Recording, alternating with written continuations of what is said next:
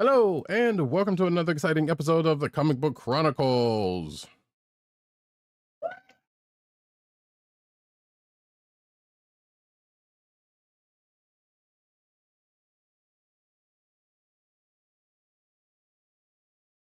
I am your host, Roddykat. You can find me at Roddykat on Twitter. You can find me at News and Need on Twitter. You can find me at CBCaps on Instagram. With Columbia down the way. And sound effects you've heard come from none other than our man in Brooklyn, @agent_70 on Twitter, Instagram, and Threads.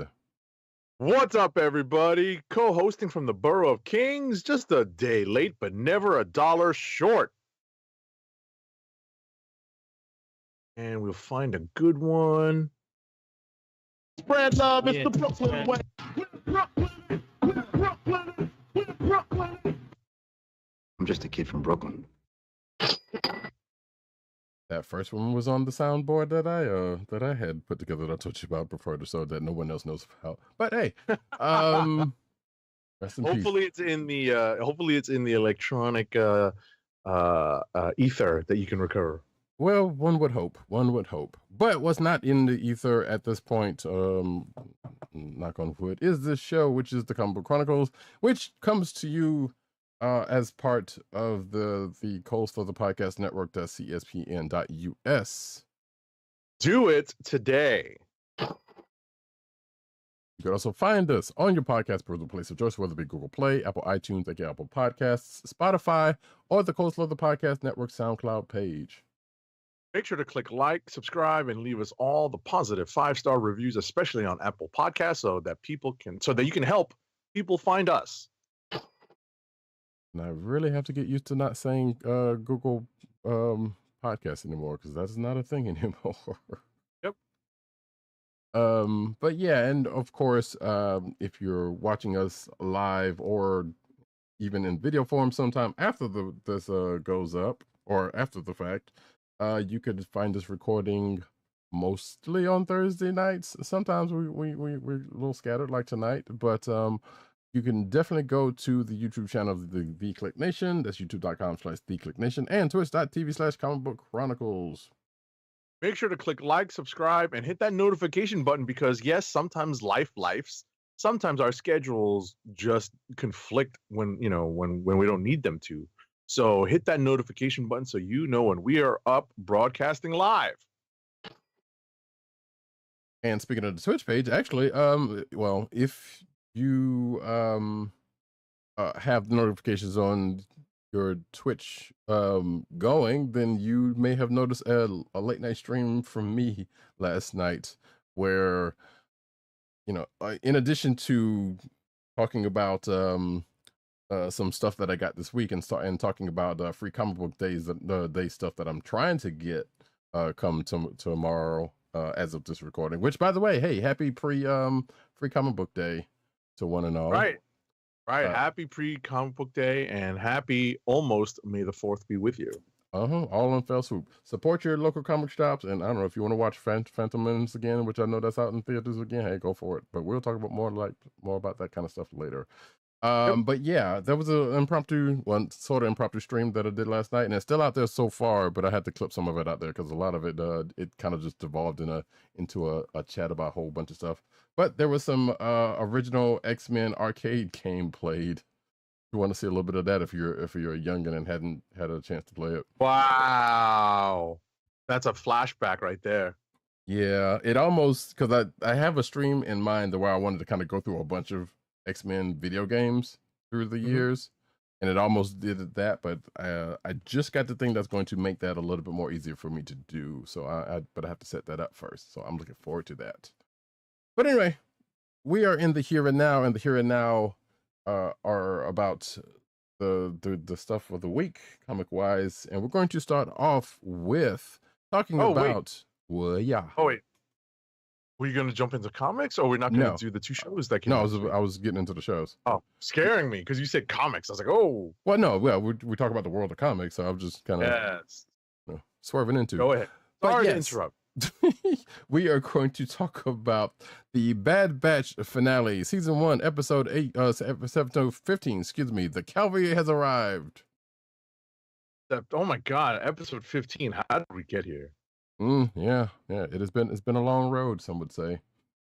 Um, but so here's one of the thing, and you may or may not know this, Agent 70, but and some people out there may or may not know this about me. When I know a show is ending, whether for good or for ill, the last thing I want to do is just watch it right off the bat, because it's like, damn, it's over. I think I've said this in passing on other stuff before. I was really hesitant for other reasons that I told Agent 70 about prior to the show, but that is one of the reasons why I was like, I don't know how this is gonna go. Like, who's like, there's so many unknowns that we don't know going into this, and it was like, oh man, if the thing I was thinking about was going to happen, it's going to happen here and now. And I was dreading that, so it was like I put it off as long as possible, and then I finally was like, all right, but before I get spoiled on it, and obviously having to do this show, watched it this afternoon. So, and for the most part, I can say I enjoyed the finale. It was a little unexpected in the way that it played out, or in a way that it played out, I should say, but for the most part, it was enjoying. Like Agent 70 said before the show, there was definitely some moments in there that was quite enjoyable as well. But, yeah, that's really what I was going to get at, and I'm glad that you put it the way you did, which is that there were some moments that were like standout, and the episode did not play out the way I expected it to. Yeah, I had a much darker view of how this episode was going to play out, and it did not turn out that way. Yep. Although there was a couple of times which I won't go. We're actually ring spoiler bell. We're not going to spoil it, but ring the spoiler bell anyway. All righty, here we go. Spoilers incoming. Here we go in 3, 2. Oh my god, what did I do with the spoiler bell? Has it been that long since I've played it? Oh my god, where'd I put the spoiler bell? Holy cow, son. That's crazy. Where the hell did I put the spoiler bell? I must have done some shifting around. Oh my god. Has it been that long since I played the spoiler bell? That's crazy. Yeah, maybe I shouldn't have asked. No, I know, because now I'm just like looking around my board and I'm like, what? That is so wild. Where did it go? I feel like whatchamacallit? Where did it go?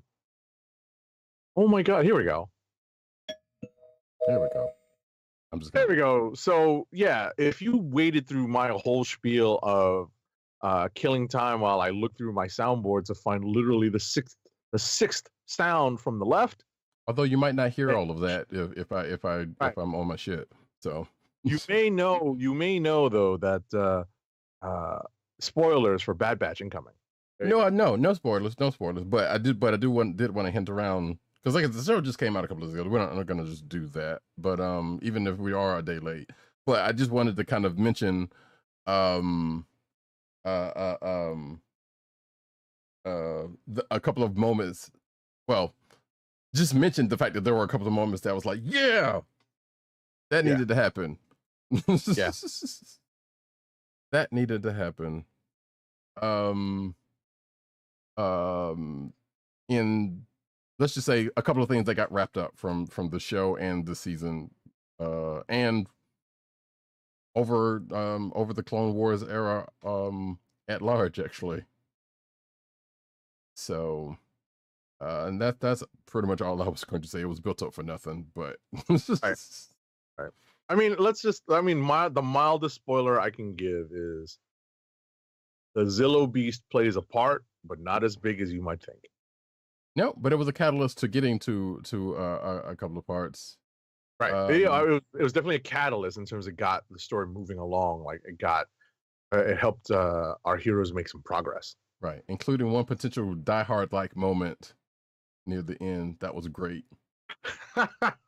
That's funny. So that's funny.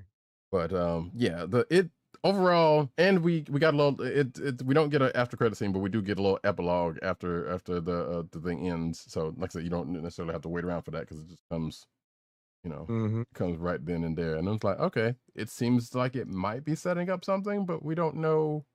Right. It teases the What? future. Yes. And it teases where the story of this of Clone Force 99, the ultimate form of Clone Force 99, where that goes and what happens to it at the dawn of the rebellion. I see what you did there. That was good. I see what you did there. But yeah, folks, if you've seen it, and I was about to say in the comments. I don't know. We got YouTube comments. I guess say what just stuff you liked about it in the YouTube comments if you want to, or I guess even on the thing when it gets out there, which I'll talk about that later.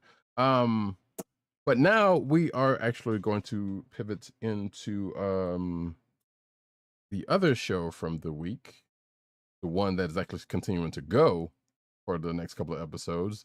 X-Men 97 Season 1 Episode 8, Tolerance is Extinction Part 1. Right. And I think the funny part about this is that this is a play on a couple of different X-Men events.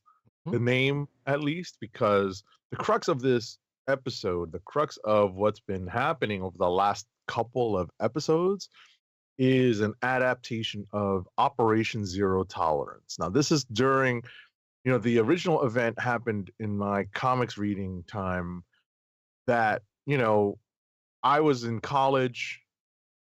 Same. It's a little late in my reading, of X-Men. I'm still kind of reading it religiously, but not that religiously, kind of skimming it.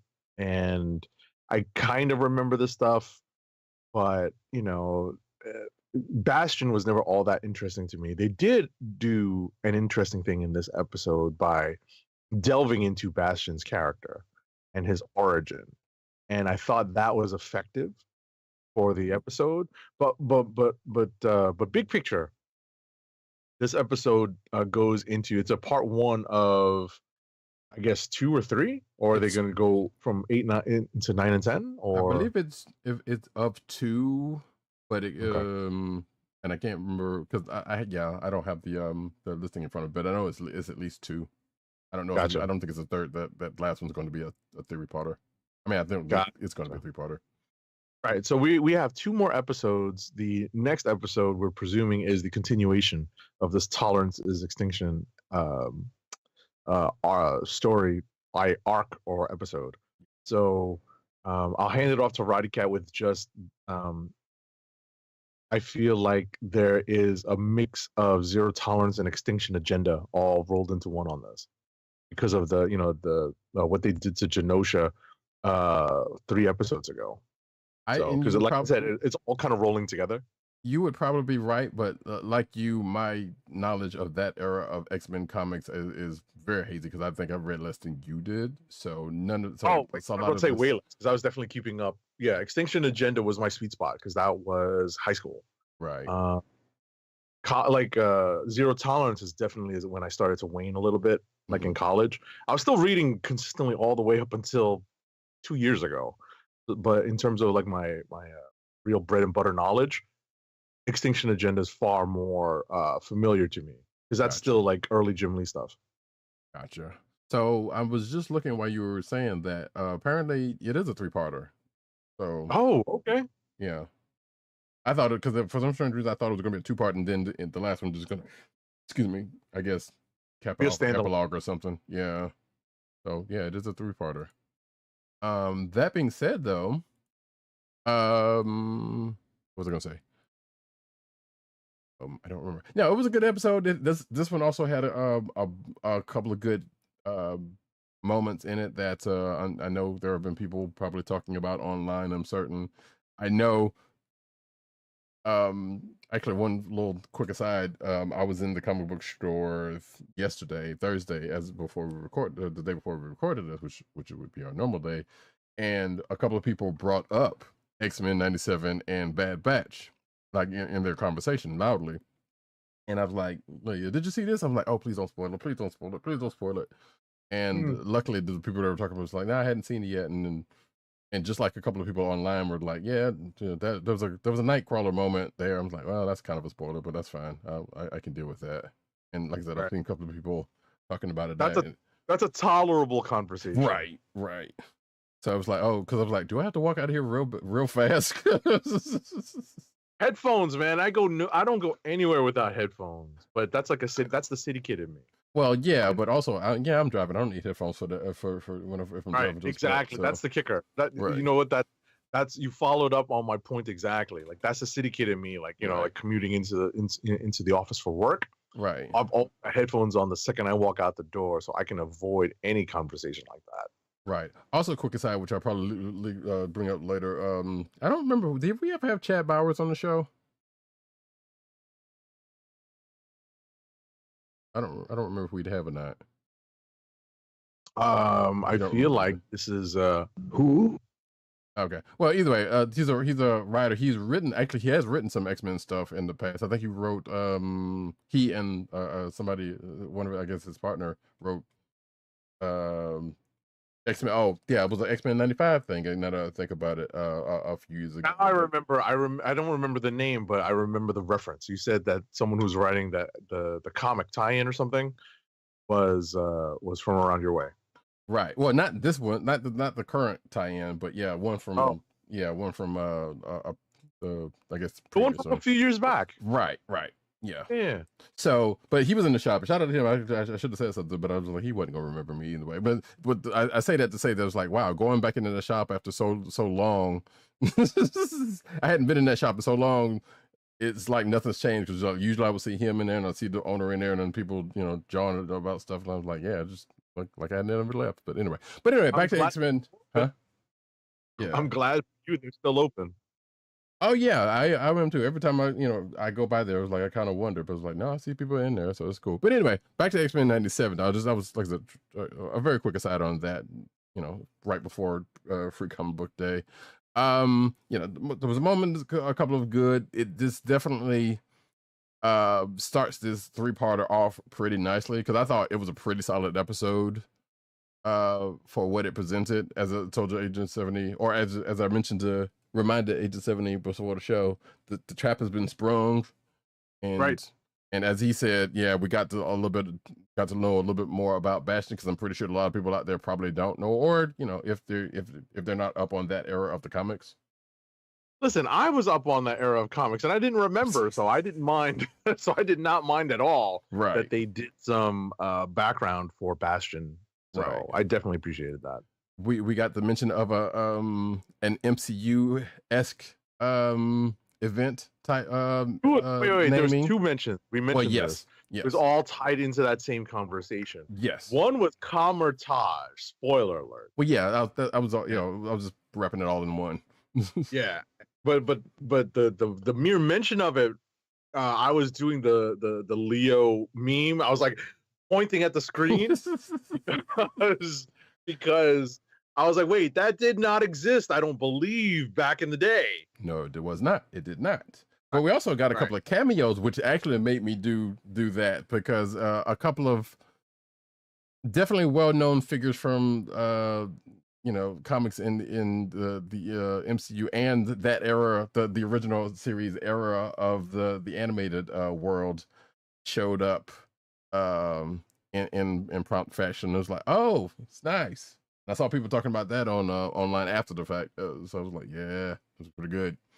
And I think actually Bo DeMayo, who was the former showrunner of the show, kind of hinted around to that after last week's show, which he has been kind of doing and actually giving people homework after the show, because he basically was like, hey, you might want to read this before the next show. And I think this week he said something about Fatal Attractions, that the X-Men story, which I know by name, but I'm fairly certain I have never read. God, Fatal Attractions. Yeah, he was like, yeah, you might want to read this before next week.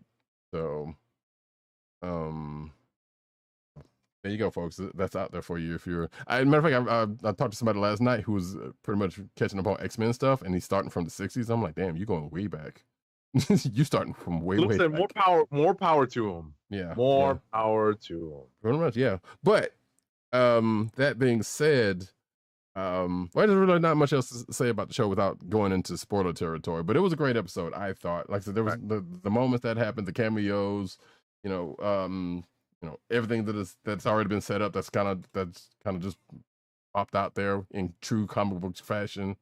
Like they did their homework, and it was appreciated. I don't know if Now I'm you got totally something. going to I'm totally going to Uncanny on Marvel Unlimited just so that I can see what Fatal Attractions was again. Okay, Because I so think I remember, but I don't. right. So funny you should mention that because once again, that person that I just mentioned it about said they were using Marvel Unlimited. So you know what I said? I was like, yeah, we talk about Marvel Unlimited on the show all the time, and we always say it's not a source. I mean, it's not we're not sponsored, but it is a source. Yeah, it is a tool. Exactly. It's a tool. It's one of the tools in our toolbox. Exactly. You know, we definitely don't. We definitely don't. Whatchamacallit? We definitely don't get sponsored by Marvel or Marvel Unlimited, but we definitely do use this as a very good tool. Right. But if Marvel wants to sponsor us, it's not going to change our opinions about your stuff. But if you want to sponsor us and give us some free Marvel Unlimited, hey, I wouldn't be opposed to it. We'll take it. Yeah, I'm not going to change my opinions of stuff, but you will take it. It'd be appreciative. Anywho, you got anything else to say about X-Men 97 before we push on? Only that, like, there's some, we talked about this in our pre-production meeting just before starting. You can tell in some of these episodes where the animation budget went, and there's a great sequence with Nightcrawler and Wolverine. Yes, great sequence that you can definitely you can see the money being spent right there on the screen, and it's really well done. It's not like true anime. Like, it's not like the high level combat that you see in some of the animes, but it's definitely higher than what we see a lot in American animation. Yeah, you can see the inspiration. Definitely, you see that all through the episodes, actually, in spots of the inspiration. I won't say influence, might be influence, but I'm just gonna give it an inspiration until we find out more, right, about that. Right.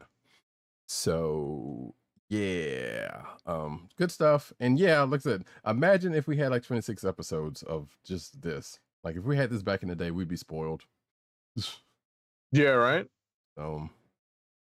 But we don't, and we got what we got, which is, hey, respect the source material, and just like a dude said, this show wouldn't be here if it wasn't for that stuff. So you gotta respect it.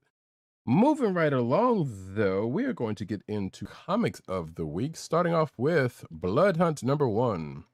Oh, this is our big #1, the big event, and you know what? We got to play a transition for that. Mm-hmm. Blood Hunt #1 is written by Jed MacKay with art by Pepe Larraz, colors by Marte Gracia, and letters by VC's Corey Petit.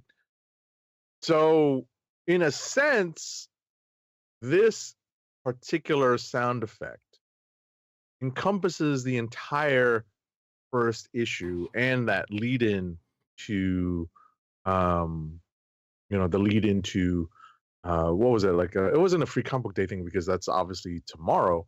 But yeah, the teaser, right. The Blood Hunt, Blood Hunt Diaries, I think it was. Yeah. All right. So this, we use this one. This is probably one of our favorite, if not our absolute favorite sound effect. It's a trap. Because there is a trap laid out that actually surprised me on the last page, the cliffhanger page, the finale page of this issue. And that's all I have to say, because if you're not familiar with the concept here, Roddykat will go into it, but I really like the concept that this was a well orchestrated scheme to bring about eternal night, or a dark or 28 days of night, as it were, or however long, right? Right. Because they come up with a very Marvel way.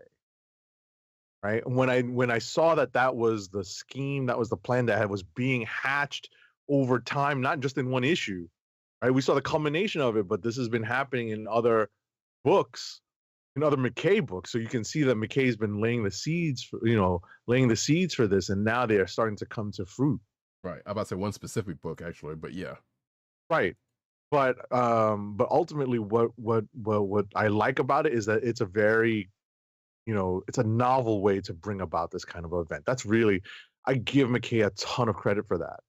You know, the whole Dark Force thing. And you know, I'm dancing around with mild spoilers because obviously we know what the concept is. It's been out there in that Blood Hunt Diaries stuff. Right. But now we see it played out in the first issue, and it's just a great concept, because once the realization hits the Marvel heroes and they're left with trying to cope, that's when the true trap is sprung.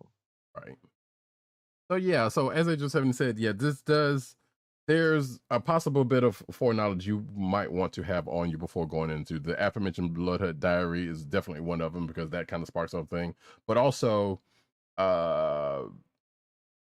Moon Knight, because some of the stuff that is laid out here comes from that, which again also written by Jeff McKay, so because he's still continuing to play with his toys.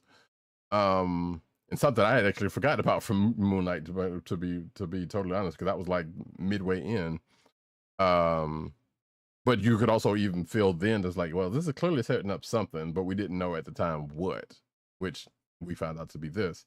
But also recent issues of Fantastic Four and Avengers specifically. And there's probably a couple of those that I know I haven't read, and maybe Agent 70 may not have read, but definitely you saw Blood Hunt coming into this. So basically, this is basically, as I say in my notes, we joined Blood Hunt already in progress.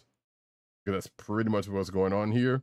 Like, things are starting to go on, and as Agent 70 said, that the trap ends up getting sprung. And spoiler, not spoiler, because we talked about this in the news at some point.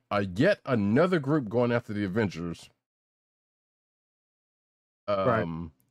You know, as if we didn't have, you know, we've already had the Twilight Court and or yeah, I guess it was Twilight Court, whoever, in recent issues of Avengers, which also Jed McKay, by the way.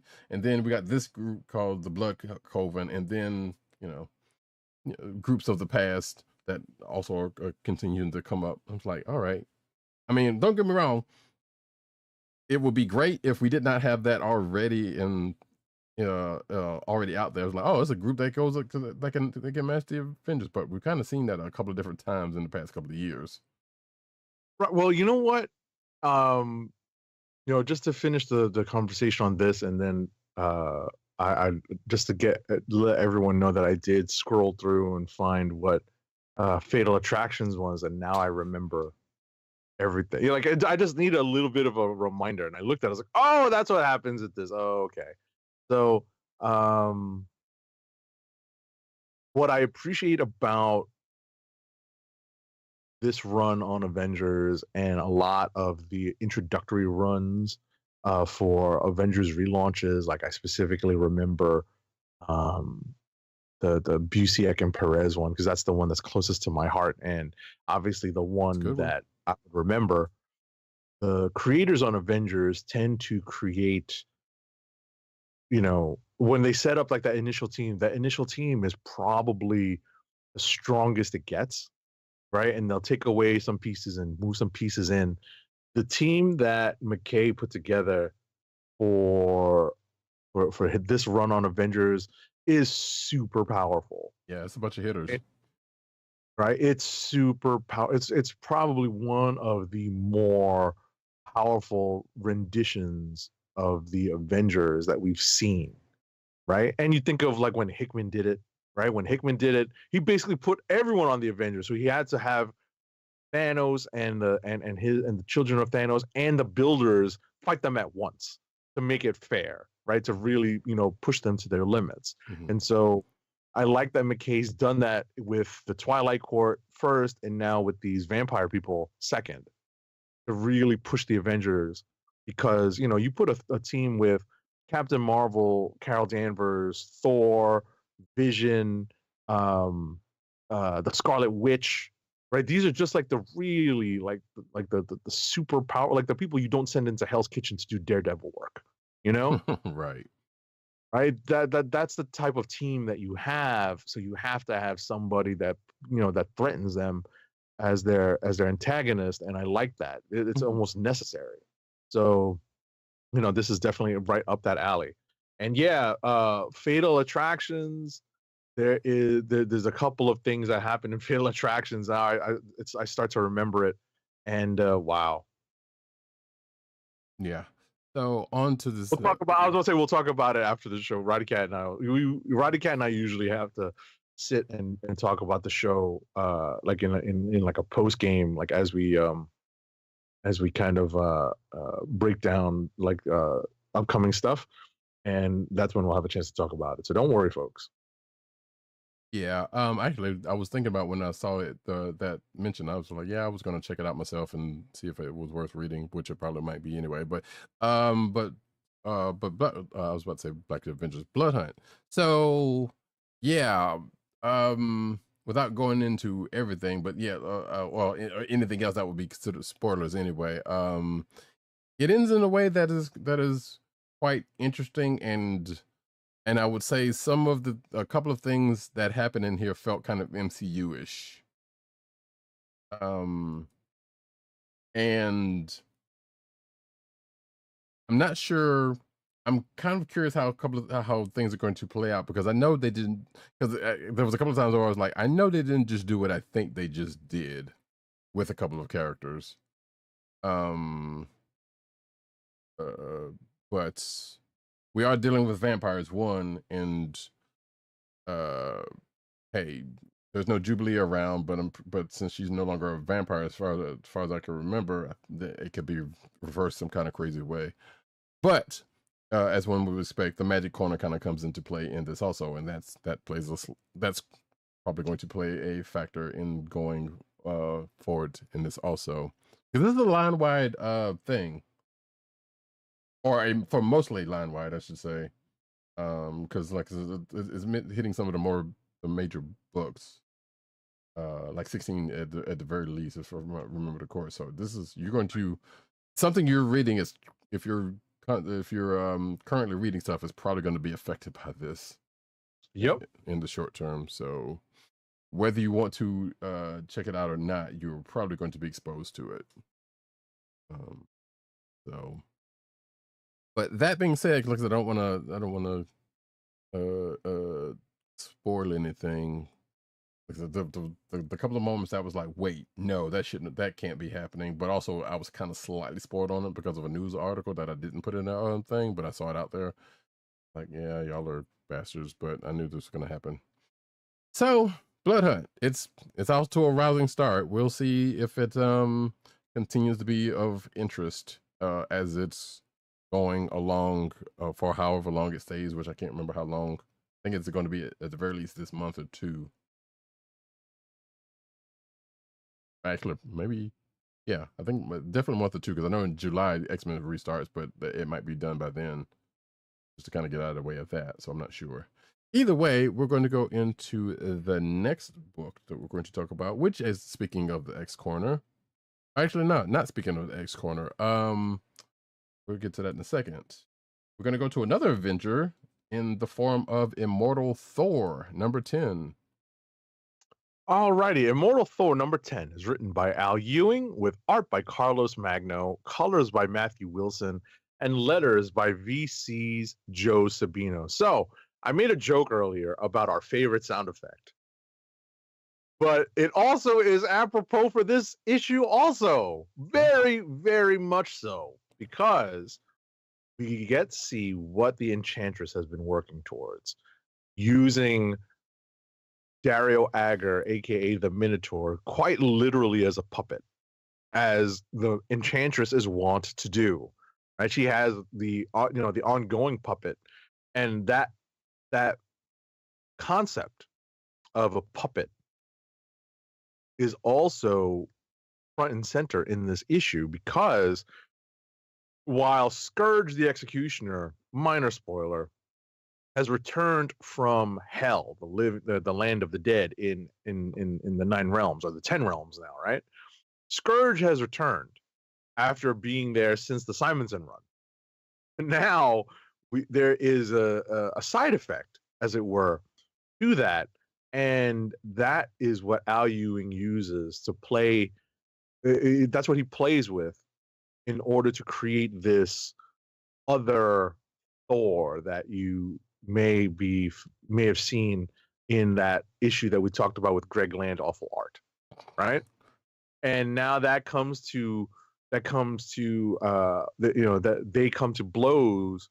The two versions of Thor come to blows in this issue, and we find out how the Roxxon Thor came to be. And as I said, it's our favorite sound effect, a trap. I'm not going to say what it is, but a trap is definitely sprung in this issue. And just like the Blood Hunt last page, I really like the Immortal Thor number 10 last page. And I can keep talking about this issue for a while. Definitely a click of the week candidate for me. Now, the sound effect, of course, is It's a trap.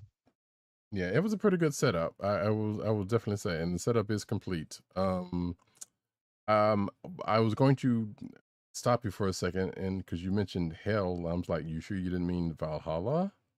no, Valhalla is is where the heroes go. I know, but that's where Right? he was the last time when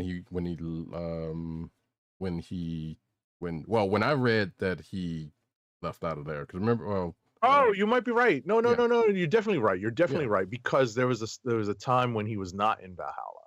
right, So he was in hell with whatchamacallit, with Hela for a long time, but then he did go to Valhalla. So no, that's a good subsequent thing to add.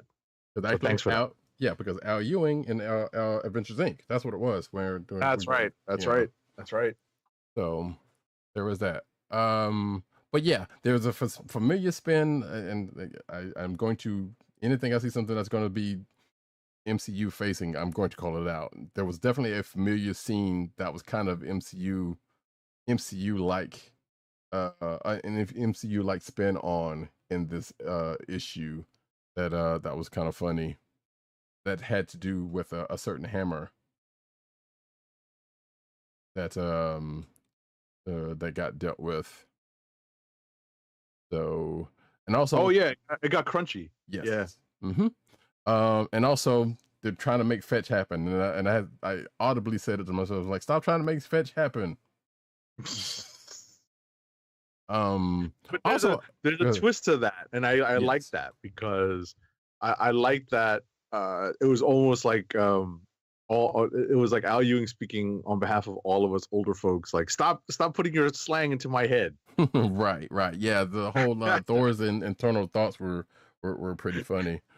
But also, like I said, yeah, the trap and the sudden but inevitable betrayal, made this a pretty good issue. But I wanted to ask you, AJ, I should have asked you this before the show. Keep, is that a concept or a thing that is in a Thor story that you know of? I was very surprised by that, Mm-hmm. but I like that it was in that's the explanation that Al Ewing used. That's what I was referring to without naming it. I Right. don't think that has occurred in the past, but I did not do the research. Gotcha. So it did not occur to me that I had seen that before. But obviously, since I forgot about Scourge being in Valhalla, it's not, nobody's foolproof. So Yeah, we read a lot. It's and we're of a certain vintage, and a lot of things have happened. yeah, that kind of blend together. like, when I looked at Fatal Attraction, this is what I was going to talk about later. When I looked at Fatal Attractions, I'm like, holy cow, there's some important stuff that happens during this event. I could not tell you a thing about it if you said, tell me about Fatal Attractions, until I looked it up, and I was like, oh, this is what happens in Fatal Attractions. Anyway, Right. moving on. Yeah, so, and actually there's a variant cover that I'm about to show for people on the video version that I thought I was going to see, but we did not. If you're watching the video version, you can see it, the figure right there. And I was like, I was going to joke with Agent 70 if we had seen it about there being another Marvel figure. That's probably going to be coming up. For those in the audience not watching the video version, it's basically Thor in a black and white kind of version of his armor with a black Mjolnir, but we never saw that. Oh. Wait, we're talking about the Legends? Huh? Are we talking about the Marvel Legends? I'm sorry, I lost a beat. No, I'm saying there's a variant cover that I'm showing right now in the video version that I thought was going to be, that could possibly be another Marvel Legends, but we did not see it in the issue. So Gotcha. But also I think it's a set of variant covers that are a few people are pretty much getting a black suit treatment from what I've read. So it's probably not a thing. Either way, but yeah, that Roxxon one shot you might want to check out if you're going to read this issue. You may or may not necessarily need to read it, but it's a good kind of coming into this. Right. It provides extra context, more information. You'll get more feel as to what this Roxxon Thor is all about. Right. So that being the case, that is Immortal Thor number 10. We're going to push on now. We're going to push on into the X corner of the universe, and I say that despite the name of the book that we're going to talk about next. In which actually, this is Jerry Duggan's week, folks. So Invincible Iron Man number 18 is what we're talking about. Invincible Iron Man number 18 is written by Jerry Duggan, with art by an acquaintance of mine, Chris Lee, inks by Walden Wong, colors by Brian Valenza, and letters by our favorite lettering paisan, the hardest working letterer at Marvel, VC's Joe Caramagna. We finally get to see, the climax of this battle. We get to see another circuit being made, as it were, between Iron Man and Magneto as they take on Fei Long.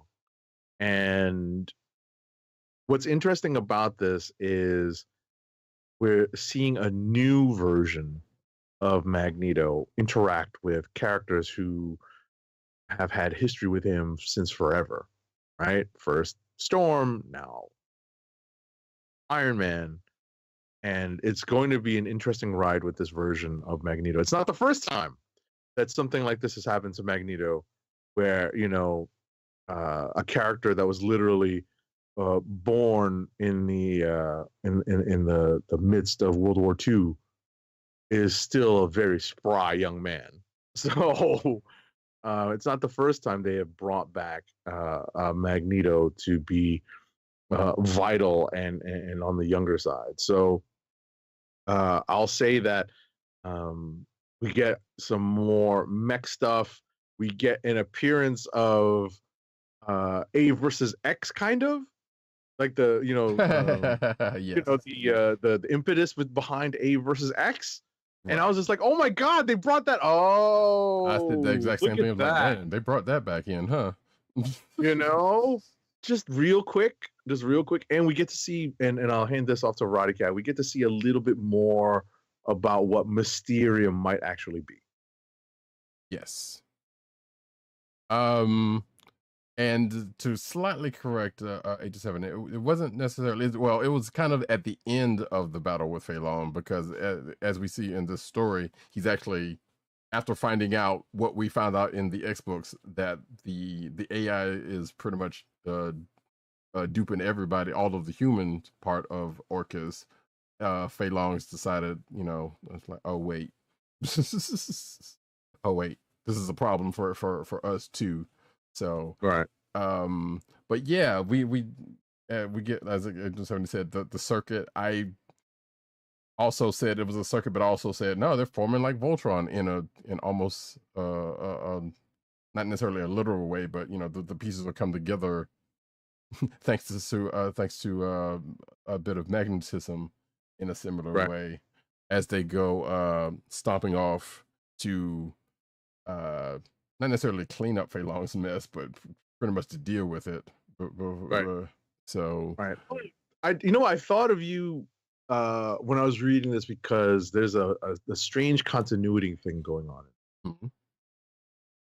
So Rhodey is the first. We touch on the Rhodey story at the beginning of the issue. Mm-hmm. Rhodey gets out, is liberated, as it were. And two characters go with him, and one of those characters is hanging out in Amazing right now. And I'm it like, is in my notes. That is, I don't know if you saw my notes. I specifically called that out in my notes. Yes, because I was like, hold on, why is that character here before, you know?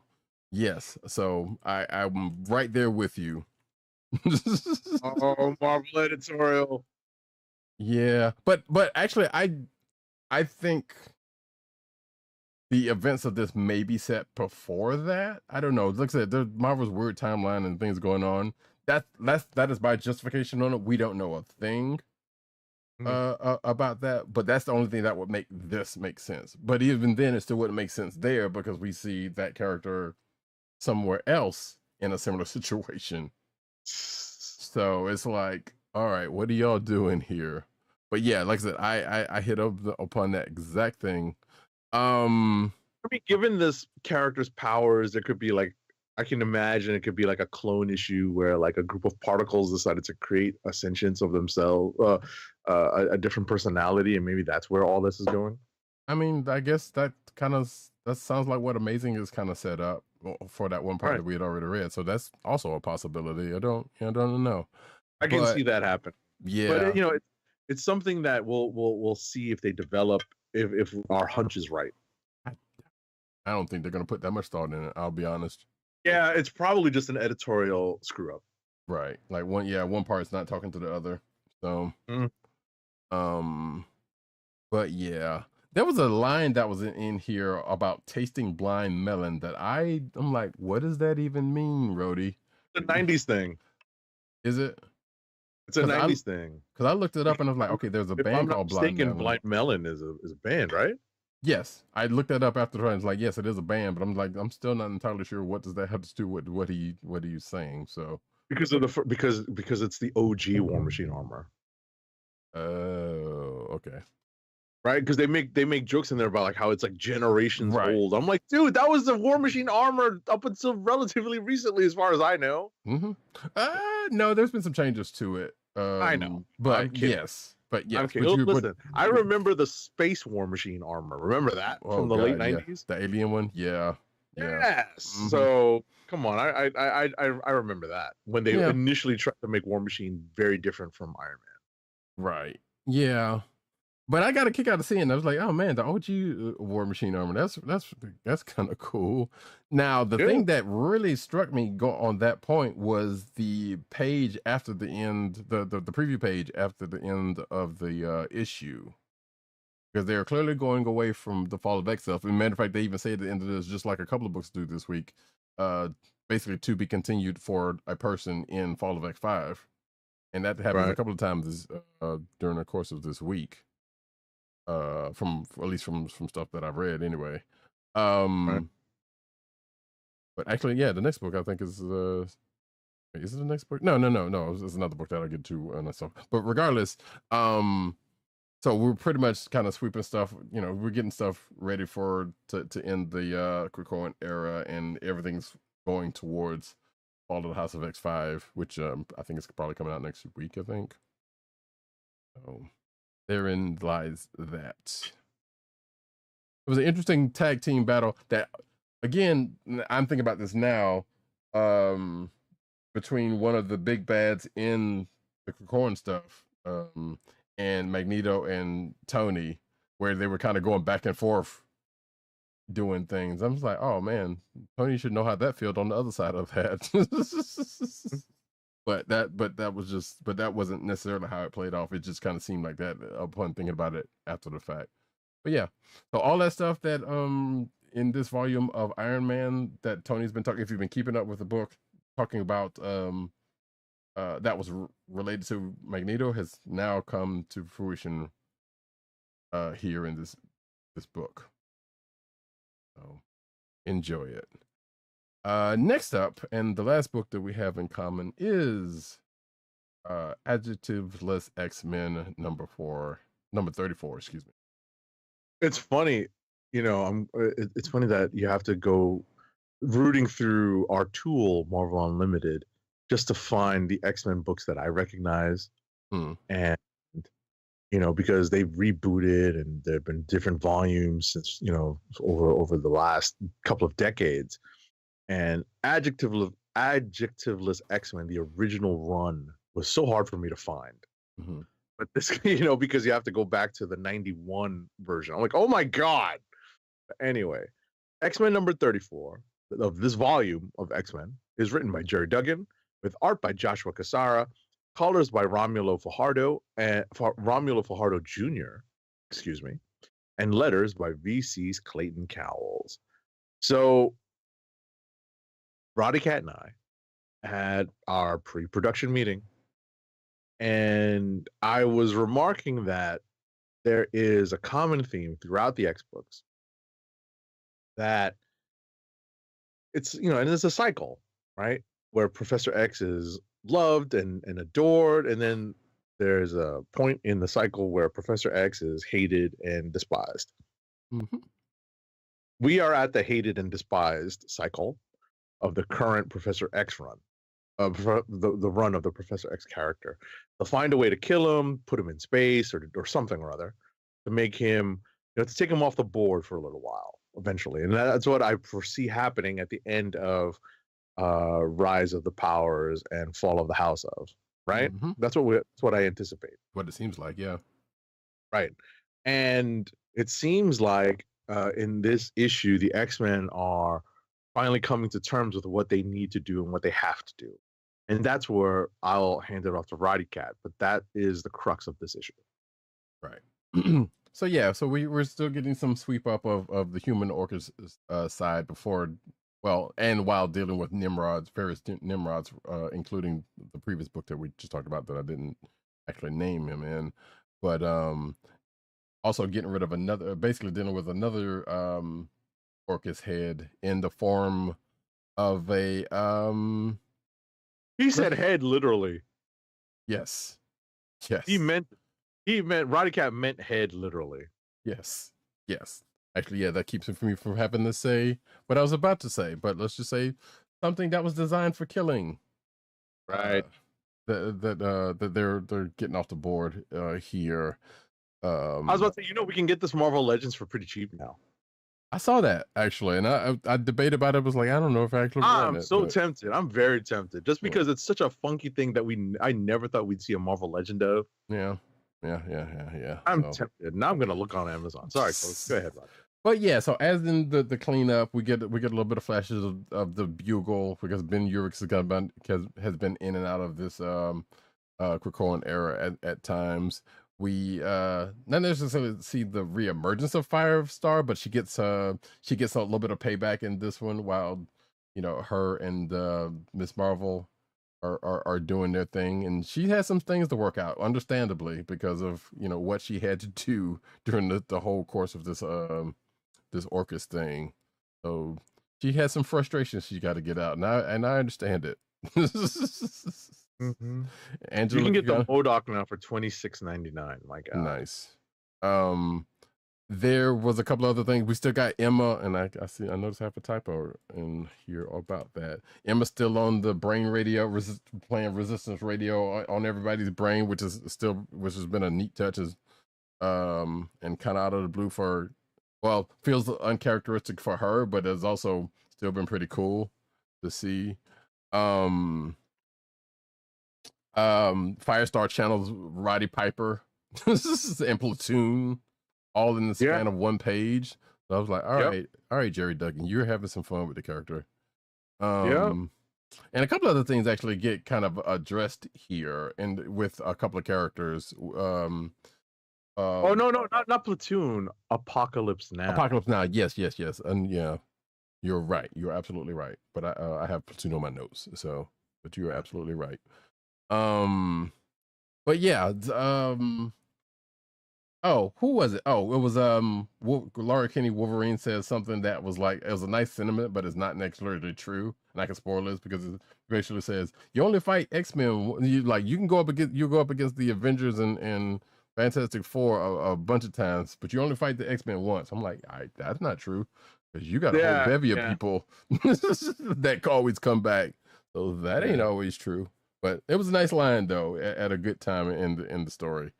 There was a little fun moment with Kamala after or around that fact with how things were. And like I said, a couple of people, I guess, not necessarily have a chance to talk, but I guess clear up a couple of things because that's been in the air between them, including one long-standing member of the X-Men, or I guess former member of the X-Men at various times. In one, Catherine Pride and Logan, because they've had a thing in between them that's kind of been up in the air this whole time since this new rendition of her. And like yeah, we're pretty much going headlong into the end of Fall of the House of X. Well, excuse me, the end of the Krakorian era was what I meant, but and where potentially folks are going to be or not be going into the relaunch. Which there's the story about that part of the person I just mentioned. We've had stories on. I think we even talked about, but in the past week, but we've seen it played out. Kind of lets it hits home. So, but overall, pretty good issue. I think. You know, they still got some things to go on, and definitely fall of the House of X5 is going to be probably an important book because a lot of things are going to get addressed there. Sounds like, or everything has come together there. Yeah, that's what it seems. That's what it seems to be. That seems to be the case for sure. So we shall see when that drops, and then of course we'll have Rise after that. So yeah, we're sending this on out and cleaning it up after ourselves as a release. Well, hopefully cleaning it up after ourselves, because I still think there's some stuff during this whole era that still hasn't been addressed yet. Yeah. Yeah. I mean, they definitely dealt with like old Laura Kinney. They dealt with some of the Hellfire stuff, as it were, but they still have to deal with all that stuff coming out of Fall and Rise. So right. Yeah, they've touched on some of the future stuff, but still some of that stuff is still kind of curiously in the air. But yeah, here we go. Maybe we'll catch a little bit of that on the way out. We don't know. Yeah, we'll see. And that being the case, folks, ends the books that we have in common, which leaves rapid fire reviews to me. There it is. There it is. Here we go. Rapid fire review time for Roddykat, because he's the one this time that Ain't got time to bleed.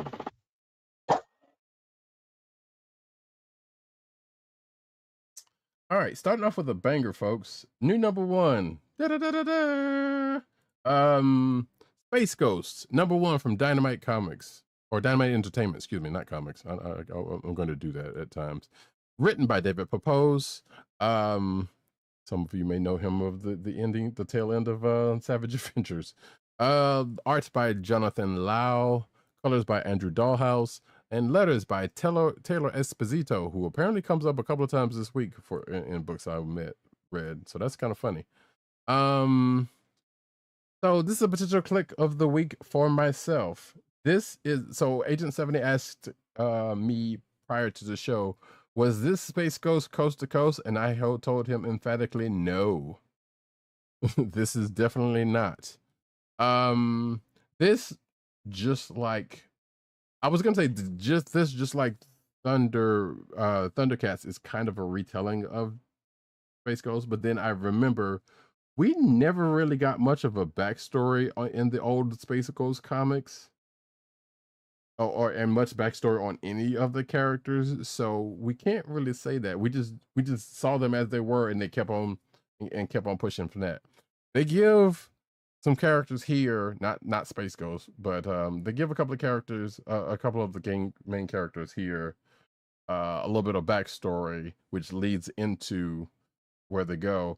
And I'm just going to put this out there that this rendition of Space Ghost is kind of like Batman, kind of as I told Agent 70, kind of almost a year one Batman. And when you read this story, if you plan on reading the story, you may understand what I mean by that in a certain sense. But yeah, this is definitely a more rough and tumble Space Ghost than probably the majority of the folks nowadays would know about it. Like Agent 70 and I are of a certain vintage, so we remember the cartoons. Most people nowadays, as I talked to the dude at the comic shop about, like, yeah, most people probably only know Space Ghost from Coast to Coast. Right. Which is a very specific version that has nothing to do with the actual character, but just kind of a version a version of the character doing the thing, doing a bit. So, but yeah, the potential click of the week for me.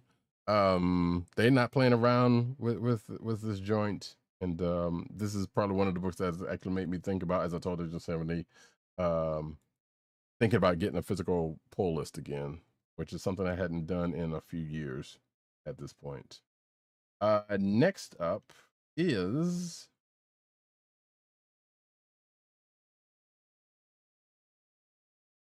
there we go.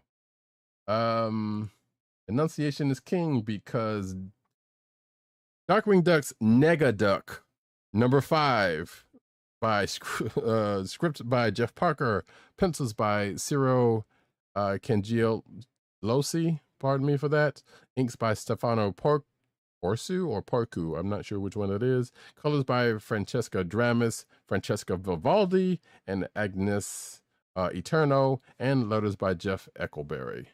So yes, the character is still kind of doing his dirt. He has kind of slightly rebranded himself as of last issue as an adventuring villain, kind of. And this issue has basically been scouted out by a group, a I guess potentially villain's group that is putting him through his paces in order to join him. Which is this issue is him going through a series of puzzles, traps, and other things to kind of as they're watching him to the end of possibly extending an invitation to him for whatever this group is. That I'm not sure if something's from the show or not, but I guess we will see going forward. Next up is Spider-Woman #7. Which I thought Agent 7 said he had read. Skimmed it. Gotcha. So, written by Steve Fox, art by Iguara, colors by Arif Prianto, and letters by VC's Joe Sabino. So Jess has made it out west. She's got she's still on her I gotta find hydrants so I can find my son kick. And which leads her back to the San Francisco on the West Coast, but not out of trouble. Last issue saw an appearance by Star, which Agent 70 tickled me as we were talking before the show. It was like, wait, she was in the last issue? In which I said the same thing when I read it earlier. So I was like, I wasn't expecting that. But then again, hey, Carol Danvers connection. But in this particular issue, like I said, she's gotten to San Fran, which I know people don't like that, but I don't care. And she's gotten into some trouble, meets up with an ex that may be somebody from a past that we were supposed to know about. I'm not entirely sure because I don't recall seeing a footnote about it. But regardless, he also meets up with a new group that's in time. The night shift is not, well, as far as I know, the night shift is not in there anymore. That's a throwback for some of you old folks who remember who that is. Just also kind of mentions wishing she had some West Coast Avengers in her pocket, which I was like, yeah, I wish the West Coast Avengers was still a thing. And she kind of is in agreement with that. An old Hulk villain shows up for a brief moment, which was actually weird to see. But yeah, like I said, this new group of a superhero team meets up has some familiar archetypes in it. As I call them, bootleg, or knockoffs, I should say. Accurate. That's pretty accurate. Yeah, I almost went so far to call them the Great Lakes Avengers, but I didn't want to be that mean. Oh wow. But you can think along those lines if you see this group and see the archetypes that they have in here that they're kind of playing on, you'll understand why I say that. But overall, a pretty decent issue. I'm still interested in what's going on in this book, and yeah, we're gonna keep checking it out. Next up, Sons of Star Trek #2 of 4, written by Morgan Hampton, art by Angel Hernandez, colors by Nick Filardi, and letters by Clayton Cowles. So it wouldn't be Star Trek if there wasn't a few things. Time loops, parallel dimensions, a Q sprinkled in there every now and then, and the troubles that get themselves therein. Well, this has all of that mixed in with some DS9 characters in the form of Jake Sisko, Nog, and Alexander Roshenko. Yes, I know Alexander Roshenko was in TNG, but hey. So and I guess a Voyager thing, which I had all forgot about, in the form of the son of Q, who is the kind of catalyst for all of this. So all of that mixed together, and this QJ, as they call them, is trying to help the aforementioned other characters with whatever's bothering them about their future and their fates. So he set all of this up, or they set all of this up. I don't know, but there's a couple of things that I wanted to call out in the form of Tuvok channeling Han Solo, and something that he says that I wish I still had my soundboard to call up.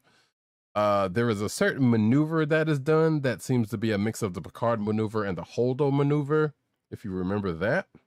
Oh Lord. Yeah. And of course, I don't know if I mentioned last issue, but Dukat in this alternate universe is the captain of this vessel that they're all on, along with Mariner of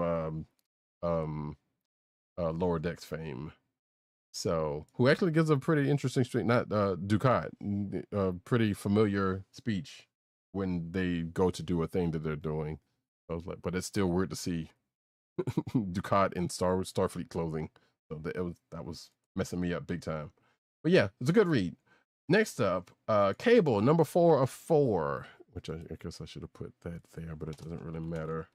Written by Fabian Nicieza, pencils by Scott Eaton and Lan Medina, inks by Cam Smith and Jose Narzan Jr., and colors by Hava Tartaglia.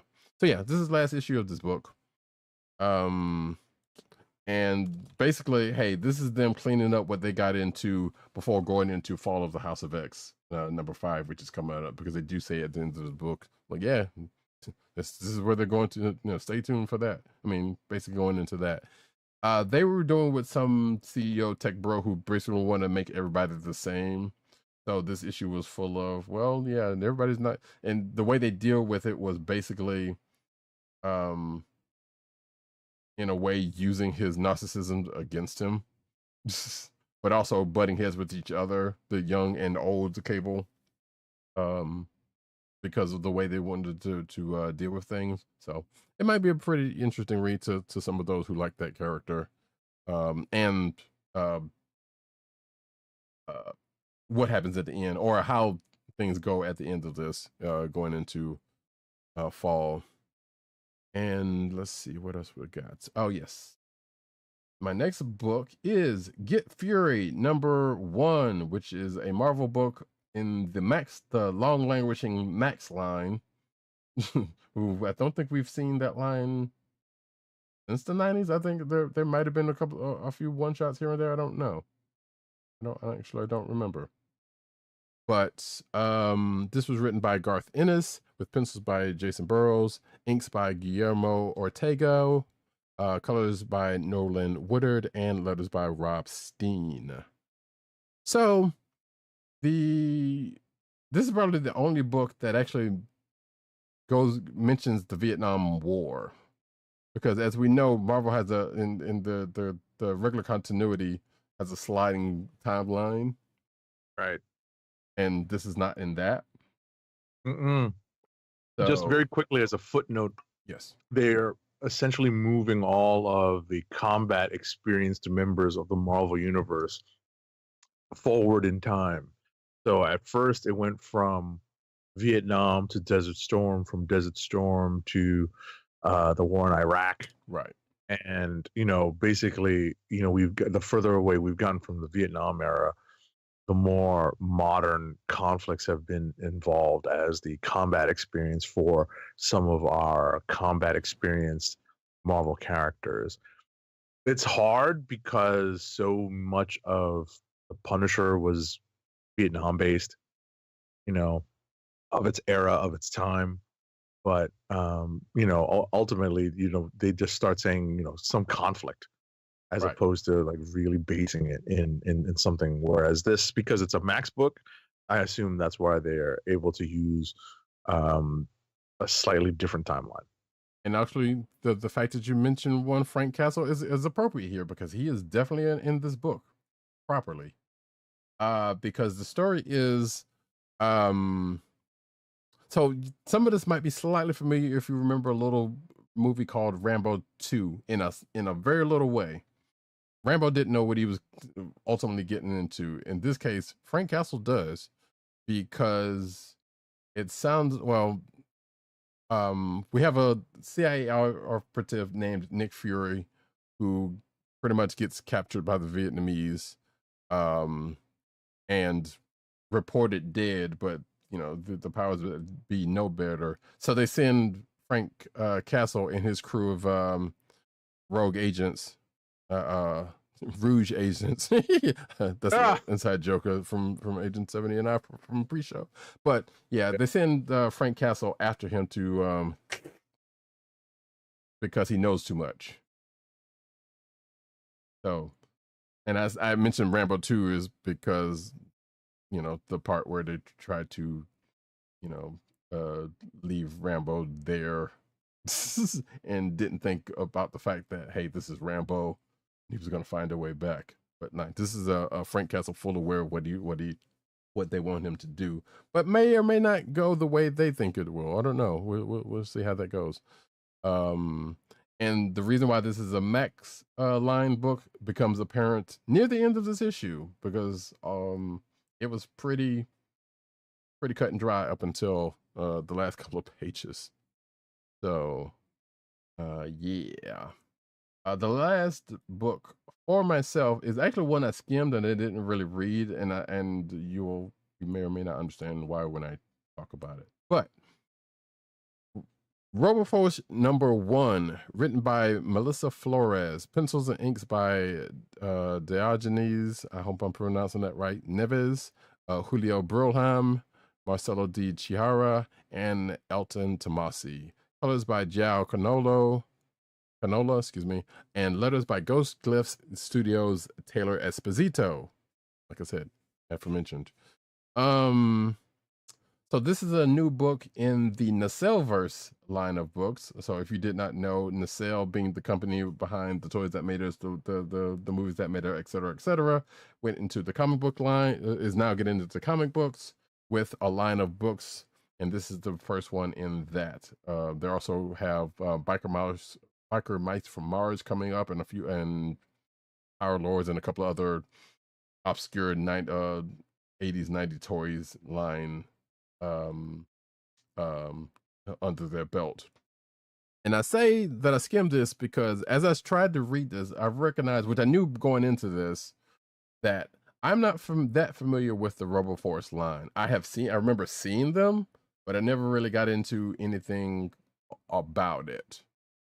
So it was kind of good as I was skimming this that they, at the very least, gave the names and their roles on the team. So I was like, okay, well, great. At least I know what these are about. But outside of that, I'm not really familiar with Robo Force. Outside of seeing them on toy shelves, back in the day. But I still don't know anything about it.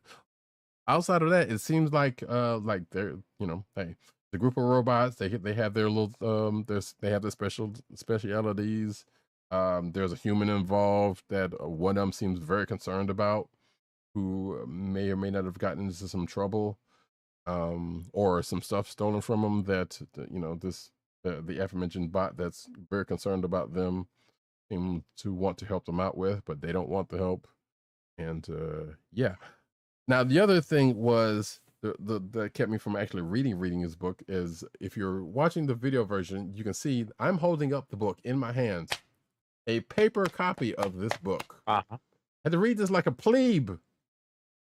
Not And not because we don't. Well, one, we didn't have a digital copy, and two, I know I should have bagged and boarded this already, but I wanted to get a copy since I was at the store yesterday looking for another book that I had already talked about, which I could not find.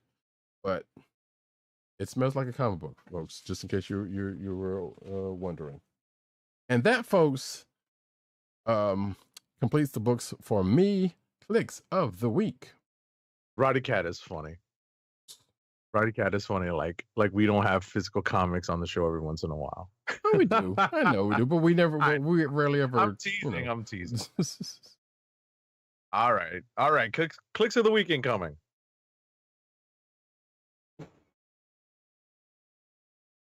Whoops. Do you have? And you've mentioned earlier, but recap for the folks. I'm going with Immortal Thor number 10. Okay, although Blood Hunt was actually pretty good. Yeah, Blood Hunt was actually pretty good. Blood Hunt, I give Blood Hunt a lot of credit for having brought in this Eternal Night concept and making it happen in a pretty novel way. So I give McKay a lot of credit for that. I'm always going to give him credit for that. Let's see if he can pull off the story, right? This vampire story across the Marvel universe. But I'm still going to go with Immortal Thor number 10 because I had a kick reading the entire issue. Of course you did. Which, to be fair, hey, was a good issue. So I can't be upset at that. Yeah, Blood Hunt was pretty good. Spider-Woman was actually pretty good. There were X-Men was actually I enjoyed parts of X-Men. But I think I am going to go with actually wait, let me put up all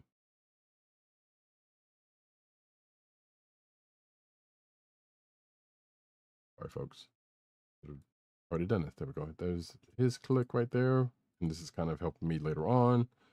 But for myself, I think if it wasn't apparent, I am going with which again, I wish I had a soundbite for this, but Space Ghost number 1. Oh, good. Yeah, I enjoyed that book quite a lot for what they're setting up, or what they're potentially setting up anyway.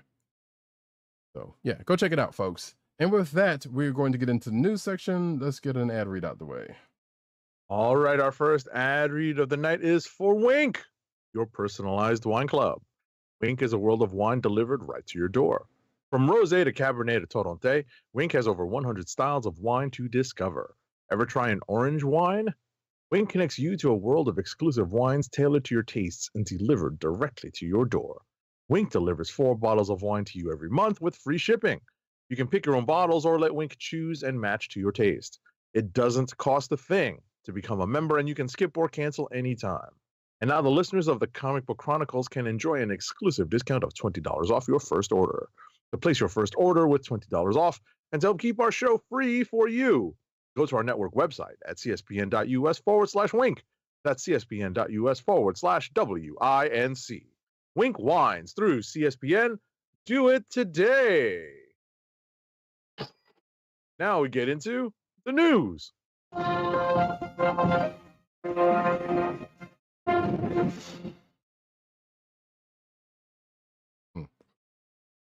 have that. Thought I had it. I always try to anticipate where 8 to 7 is going to end off, and every now and then he surprises me. But we are going into the cinematic news really quickly. Asterix live action film in the works at Studio Canal, which is probably the proper place for it because it's a French company. It's a French studio. So, Asterix? Yes. Asterix? Listen, if you took French in school, you got introduced to Asterix comics. You know what? You're right. That's true. I believe that's true. Oh, yeah. So, let's see. Studio Canal and Editions Albert Rene probably have signed an exclusive development agreement for the 6th live action film of the adventures of the beloved French comic book character Asterix. And then it goes into the history It goes into the history and the legacy of the comics and whatnot. I did not know there were this many live action asterisk movies out, and apparently there are 10 animated ones, which I knew a couple of them I knew about. But so, all right. And apparently next year, there's going to be an asterisk 3D animated series from French director, screenwriter, and actor Alain Chabat.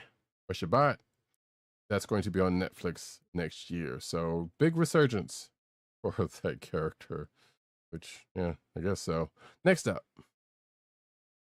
Margot Robbie and Olivia Wilde are bringing Rob Liefeld's Evangeline to Warner Brothers. Warner Brothers is close to picking up Evangeline, its second big acquisition apparently in the past week.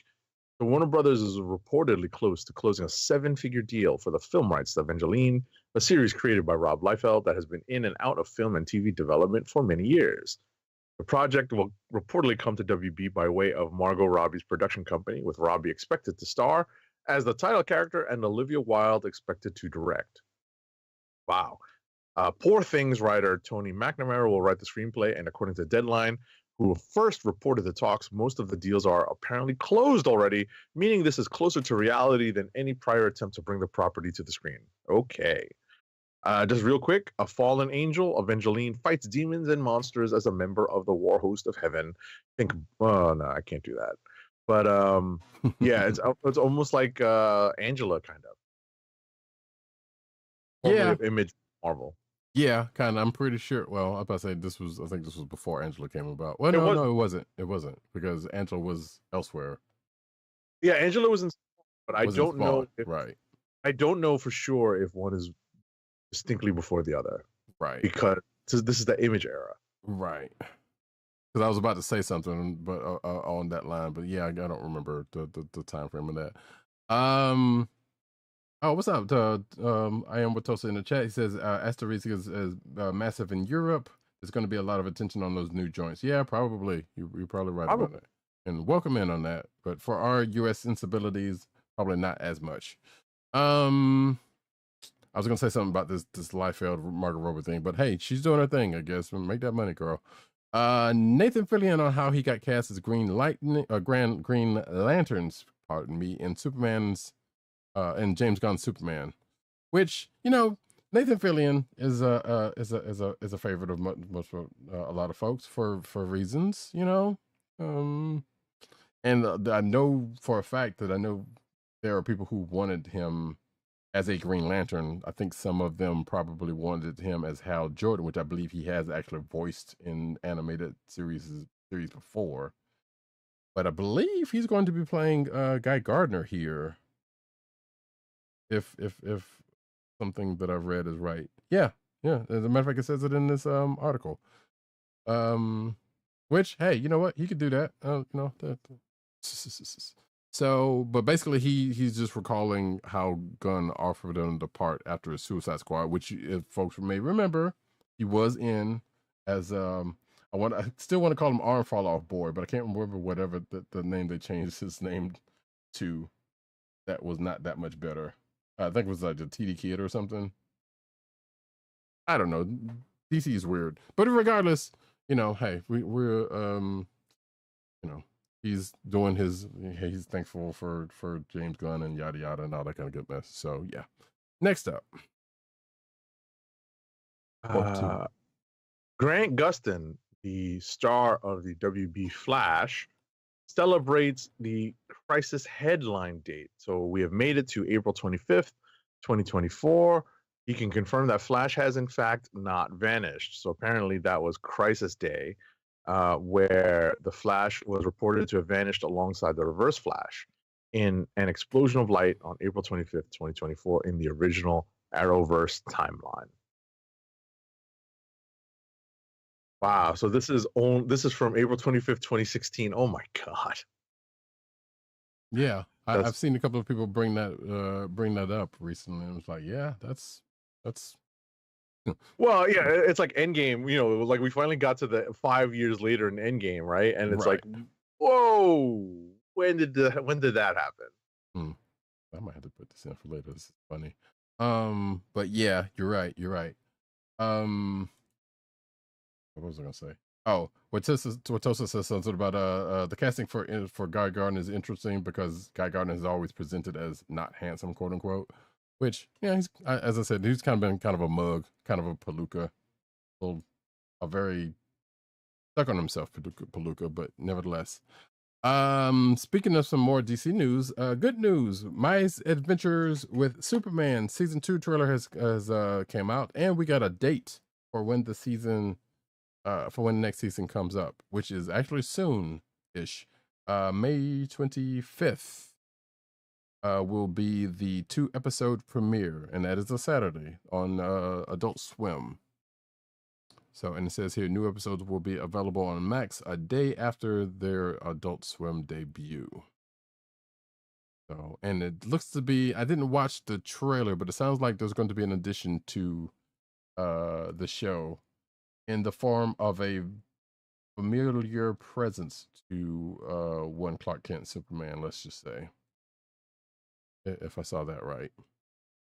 Which they still have to address some stuff from season 1, so I hope they do that before this person comes into play. So, but yeah, my Adventures with Superman has been pretty good, so I look forward to checking that out. Next up. Alrighty, so apparently in an interview for in doing press for the Fall Guy, Winston Duke, who we know as M'Baku, has made a pitch to play Batman in the James Gunn DC universe. Yes. It is noted that he did voice Bruce Wayne in some podcast audio thing. Podcast, right. Mm-hmm. In a podcast. I didn't know that. So, yes. So, I guess, I don't know if that mentions that here. But also, I'm putting this out there. It doesn't necessarily have to be Bruce Wayne. It could be Jace Fox, the Batman of New York. Just saying. But I assume he wants to play Bruce, which, you know what, with every right for that man to want to play. So, yeah. I was going to start barking, but I'm not going to do that. Anyway, Shogun star Anna Sawai says that she was forced to turn down Suicide Squad audition while in a J-pop group. Apparently. Okay. Yeah, which oh, what was that? Email. Was it? Was it No, your email? It's a Windows thing. Yeah, I know that, but I think I'm at work. Roddykat and I joked about that. Yeah. I keep triggering Agent 70 with that sound, but I don't know what. Why is my work computer going off? What's going on? Like when your personal computers at home are at home or Macs, and then you kind of push all your work stuff to PC. You get a little triggered when you hear PC stuff. But yeah, but I'm in that case. But in this situation, I'm not sure what caused that. So that's slightly worrisome. But that happens every now and then. Anyway, so the 31-year-old former J-pop singer, which I did not know she sung. I did not know she sang. Yeah, she was in a J-pop group. Apparently, yeah.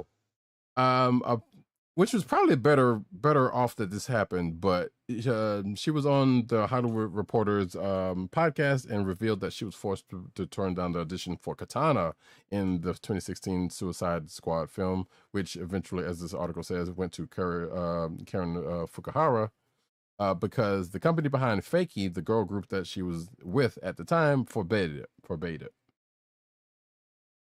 Wow. So, right. I was like, well... But I mean, hell, we knew what was that? Chloe, what's her face was also in a well,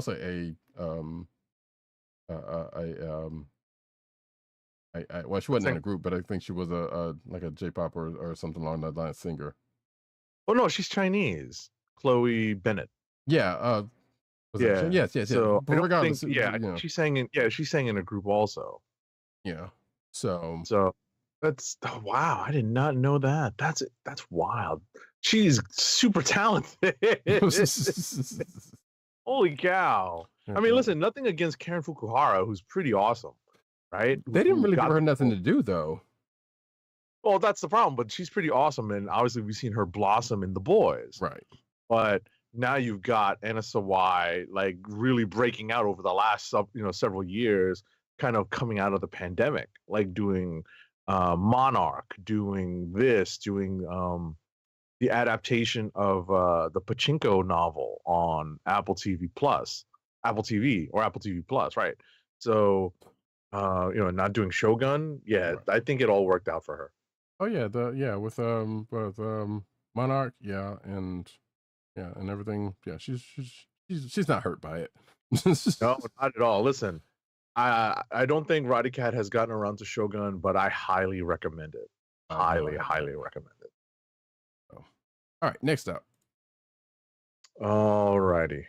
Marvel's Thunderbolts Taskmaster actress shares set photo. Wonderful. Actually, take the next one too, because it's related. Do I have to? 1 second. All right. So Thunderbolts star teases the asterisk meaning in MCU film's title. Okay, so we get the photo from the Taskmaster that I never wanted. You need to stop. Oh, no, Tony Masters, where are you? So in speaking with Screen Rant, Olga Kurylenko, who plays Taskmaster in the Thunderbolts, addressed the adjustment to the MCU's film title and asked why Marvel opted for the change. She alluded to a couple of things changing thanks to the move. Let's see here. They changed a couple of things. That's all she can say, but it also doesn't say anything because it's different. Yeah, she just says it'll be different. There's And nothing also, she can say. The snipers are out in effect. there you go. Absolutely. Let's go of your hate. He won't. Tony but... Masters, where are you? It's the Taskmaster character. Oh Lord. The way we see him in the comics now would be so good and so good. But but there's Deadpool. Right. The thing is, there's already a Deadpool, right? So. Well, yeah, but I mean, yes, we talked about that previously, but yeah. I wouldn't equate Taskmaster to Deadpool, but I see what you're saying. But I know what you're saying. Right, because there's like a little, there's like a little comic relief, right. Scumbaggy, Yeah, it was like that hurts me for Taskmaster's sake. What you saying? That? Yeah, scumbag comic relief. Yeah. Knuckles races to streaming record in debut weekend on Paramount Plus. I still have yet to watch this yet. So the 6th episode limited series Knuckles, which came out on April 26th, as it says here, expanded the cinematic world of Sonic the Hedgehog and setting a streaming record in the process. Does it actually give any numbers? It gives some numbers here. Here we go. Supposedly it became the most watched Paramount Plus original series, quote unquote, of all time, which that's a phrase that I hate saying, but I hate hearing and saying, because like you don't know what all time actually is unless you can see into the future. But anyway, 4 million hours streamed, yada yada yada. Of course, this was good with the kids. And apparently the last time it's Paramount Plus touted its success was with the show Lawman Bass Reeves, which I kind of actually want to watch because I keep seeing the thing for that. But hey, never underestimate the powers of Sonic the Hedgehog in that world, despite how bad the games have gotten, or good, depending on which ones you're talking about. Next up, though, the music producer behind not this first reference, but behind Missy Elliott's Super Duper Fly, and Aaliyah is getting involved in Neon Empire, which was created by Jared Goodstadt, founder and CEO of podcast company Audio Up Media, and is being released as a graphic novel from Z2 later in the fall. Timbaland is co-producing the original soundtrack to go with the graphic novel and will produce a television adaptation, which is in the works. So Dirty South. That's an Aaliyah reference, folks. Yeah. Rest in peace, baby girl. We figured you were going to do something along those lines because it was all the, he did that in multiple things. He did something similar. Yeah, no, we got to get the baby reference or the baby sound effect. Right. Rest in peace. That one's still notorious, man. Right. Yeah. Rest in peace, Magoo. Also, put on the side note. Oh, that's right. That's right. Mm-hmm. Godzilla Minus One unboxes Blu-ray in new video, and I guess there is a link in this article that you can check it out. That was on Twitter, I guess. So yeah, I guess some Japanese accounts unboxed the Blu-ray. We kind of had been talking about it here and there in the past. The only thing we really want to know now is when that thing is going to hit the US realistically. Yeah, what's the holdup? Well, I mean, we know it's coming to streaming soon in at least Japan, so we're hoping upon hope, as you know already, that shortly thereafter it's gonna happen, but we still don't have an actual date. We can only speculate. What there's like, is it 2 weeks or 2 months? No, it's like 2 months after it hits streaming or something like that. I would hope, but I think I'm just trying to be patient. It's just frustrating to see that the DVDs are actually out already. Agreed. Well, at least somebody has their hands on it. We don't. Yeah. I'm not sure if it's out or they were just showing it off ahead of when it actually is going to come out, because it didn't even say here either about that. But regardless, we know it's coming at some point. Now we are going to get into the anime corner.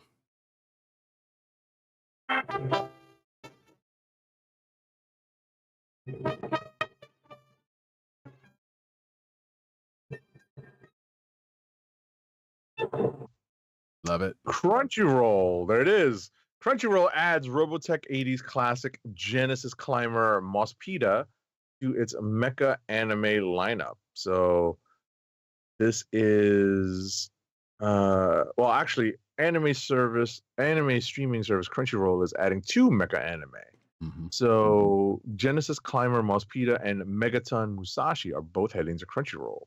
The latter series is coming after the release of the Megaton Musashi Wired video game. And for Mospeada, it's a somewhat forgotten series that's overshadowed by the franchise it's tied to, namely, whatchamacallit? Well, I just said it, Robotech. Mm-hmm. Yeah, this is new to me, but then again, you don't know everything, so. Yeah, and obviously, all this stuff, I was always very much on the edge of the anime stuff back then, so it might look familiar to me. I might have passed it by in a store or something, but not really familiar at all. Right. I don't think it ever came over here proper. I'm willing to stake something on that, but I'm not entirely sure. This article might ever actually say oh, right. Their article also mentions that Macross and a bunch of other anime. Disney Plus is trying to get into anime. I'm assuming here in the States, because we know in other places they already have that lockdown. If you're in the U.S. and have those 3 magic letters, you can check that out. But apparently this was like 25 episodes, and was, as it says here in this article, overshadowed by Macross and Robotech. It was also reminding me of another old mech-related show that I was watching on Retro Crush's channel recently, but I'll save that for some other time. Chainsaw Man producer says that it was a financial success and reveals the anime's major impact on Mappa's future, according to this article anyway. Yeah, I guess we're about due for some Chainsaw Man to come out. We know Demon Slayer and whatnot coming through, but according to this article, Makoto Kimura, one of Mappa's formerly most senior execs and key producer on Chainsaw Man, they have revealed how the anime series has significantly impacted the studio and its future operations and strategies. If you don't know Mappa, they got their hands on a bunch of stuff, a bunch of things that you like. So they're out there busting it at this point. So some stuff you probably know, and some stuff that you probably don't know as much about if you are strictly a shonen fan. I will say that without going into it. Mm-hmm. But yeah, it sounds like Kimura left the company earlier this year to found another production company called Blue Rights, and explained Chainsaw Man's significance in a lecture to Cool Japan Fun Inc. which is probably the most Japanese sounding thing. This side of Final Fantasy's creators. But anyway, not Final Fantasy. I'm thinking of something else. Regardless, there is that. You can read the rest of it in the show notes at your leisure. Next up. All right, so Crunchyroll has updated pricing for Mega Ultimate fans with upgraded benefits and more anime. So I got this email. I wasn't happy about it, but you know what? What can you do? The Mega Fan tier will increase to $11.99 per month from $9.99 per month, while the Ultimate Fan tier will increase to $15.99 a month from $14.99 a month. So the existing fan tier will remain unchanged at $7.99 a month. So yeah, I mean, I think I am a Mega fan, so I'm definitely going up. I'm in the middle. I'm in the middle group. I'm going up to $11.99 a month. Hmm. So yeah, I think I'm at that mid tier for the year, so I'm good until next year. Yeah, for like I think I'm good for like a few more months before I have to re-up. Yeah, unless wait, can you stack? Because you could probably get in on at your price right now, and then have to worry about that next year. I don't know. I have to look into it. Yeah. So yeah, so for those that have Crunchyroll and haven't seen that email, there you go. And yeah, it was inevitable. I don't need access to a growing library of games. I don't. Yeah, I mean, and well, I'm about to say, I mean, those top two, the tier you're on and the tier that I'm on are the only two that have that. So you're gonna have it regardless of whether you want it or not. But I mean, I think I have actually played something, but I don't think it had anything to do with it being tied to them. So, you know, I guess there are parts that people are more inclined to take advantage of, such as the the shipping and whatnot. But I do not. I just go there strictly, and the manga in some cases, for folks, which they don't really outline here. So, but you get a cool. Well, no, actually, yeah, we're on the same tier. Actually, I just noticed that. Yeah, the middle, the Mega Fan. I think so. Well, actually, you know what? I need to check again. I might be on the fan tier. Now that I think about it, I need to check. Oh, good for you. Because I can't remember which one I did. I don't think it's going up. Because you so a little behind the scenes, because you get the little gift, the digital gift card thing on the site, right? I think so. Yeah. Yeah, because I could did the same thing, so we might be at the same tier then. Because I think that's the only one they even offer on the site. So, but regardless, hey folks, it's going up. And yeah, that's a little bit. Yeah, I mean, it's no surprise, right? It's no surprise that things would go up eventually. It's just, I was kind of like, oh man, Yeah, I mean, and it's only $2 as opposed to other places, which is probably upwards of 5 and 10. At this point, stacked up. Anyway, 8 to 7. Why don't you go ahead and take this one? All right. Let's see what it is. Okay, so it's a quickie transition.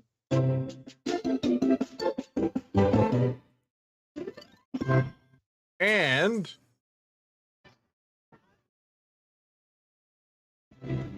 all right, Haikyuu the Dumpster Battle crosses a massive box office milestone. The Dumpster Battle has reached 10 billion yen at the Japanese box office, and that is about $66 million. That's pretty good. So 6.99 million tickets sold in theaters. It is the 15th highest grossing anime film of all time in Japan. All right, that's pretty cool. So this movie is going to be out in theaters at the end of this month.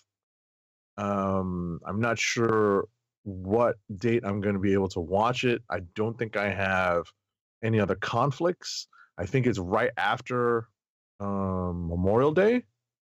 So I should be in the clear for my own personal schedules, and we might have to go on movie protocol that night unless I see it on a different night. But we'll see. Yeah, we'll keep you folks posted on that. And also, hey, shout out to Von Gloom who joined us in the chat. What's up, Bon Gloom? On the YouTube side. It's like, dang it, I missed it most of it again. Well, don't worry, but you came through, so appreciate it.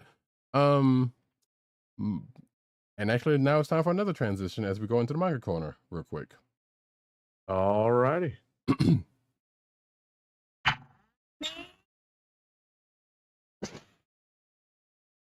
Which, if some have noted, the way I do the video version is really not necessary because I usually lump the anime and the manga together. But hey, it's fine. My Hero Academia reveals All for One's final form. This is for the manga version, which I don't know if Agent 70 is caught up on because I have to check. I am, but I'm gonna double check now to see because I know what it is. I read it in chunks because I used to be week to week, but then when they went on hiatus, I kind of forgot. Right. So, and I didn't realize they had come back. So I will double check, but I know that I'm not that far behind. I am not very far behind. I am at most maybe 2 or 3 issues behind. So go ahead. Try not to spoil it too hard though. Oh no, I'm not because I don't know what's going on, so I couldn't. So I'm just reading what it says here. Basically, we're talking about My Hero Academia chapter 421. Sounds like All for One has taken over Shigaraki's body for one last outing. And the things happen after that, and folks arrive on the scene. Yada yada. Like I said, I don't want to give it away, even if I didn't know what it was about. So there you go. Next up, I'm 3 issues behind. Gotcha. Well, so it's up to 421. And the last one I read was 418. So it's not too bad. They're brief. Yeah, they go by pretty fast from what I understand. All right. Bleach 1,000-Year Blood War will be making its return to screens later this year, and the franchise has gone viral by giving some of its characters an official cyberpunk makeover for Bleach Brave Souls. Okay. Yeah, Brave Souls is the video game of theirs. I believe it's free to play. I can't remember. But if you're watching the video version, you can see said images. You got Cyberpunk Orihime, which, yeah. I don't know who this person is with the two-tone hair, but yeah, Orihime is the only one I actually know about from this, and I haven't been keeping up with well, I haven't watched 1,000-Year Blood War at all, so no spoilers. I know Agent 70 hasn't seen it, so but that being said, we're going to go over into the comic book news. All righty. Meanwhile, at the Hall of Justice. I know this is something Agent 70 and I talked about in off the air a couple of weeks ago that we have talked about before, but Jim Lee drops final covers for DC and Marvel crossovers. So folks, if you did not know, they are reprinting the DC Marvel Marvel crossovers in omnibuses that are coming out August 6th. Some of us, well, let's go ahead and say it. One of us has one on order. I think one of us has both on order. Right. And Jim Lee has taken to, I think, was it on Twitter? Probably Instagram or Twitter, one of the two, to Insta. Yeah. The article says it. Is it? Okay. Yeah. So, because I know he's done both, but but usually he's on Insta. So, but yeah, so he puts his covers out. He put the revealed his covers on that, and we had seen a couple of some shots of the covers he was doing, but I think the last ones we saw were not inked time. So this is the final full joint, one of which you can see if you're watching the video version. Actually, yeah, there you go. Boom, there's the Instagram post. And there's actually that's one of them, and there's the other one right there. All right. So the amalgam one, I think, is the better of the two. This is me being, critical. Jim Lee's one of my favorite artists, but like every artist, they have their strengths and weaknesses. And I think the amalgam one is definitely the stronger of the two. The DC versus Marvel one is okay, but I really don't like some of the posing especially Superman, Wolverine, Batman. They're just very static, and they're not, it's not very dynamic. It's times like this when I truly miss George Perez. Which he has said before. I don't think you said that last time you said that was on. Yep. Was on. We were talking about camera. this. Yeah, I know, but that wasn't. And, but that wasn't on. That wasn't on the show. Yeah, on the show. So I truly miss George Perez when I see something like this, where if George Perez was around to at least, do a thumbnail, I think Jim Lee would benefit from that. Like just do like an outline, like a layout. Like if George Perez just laid out the DC versus Marvel cover and Jim Lee drew over that, oh my God, that'd be awesome.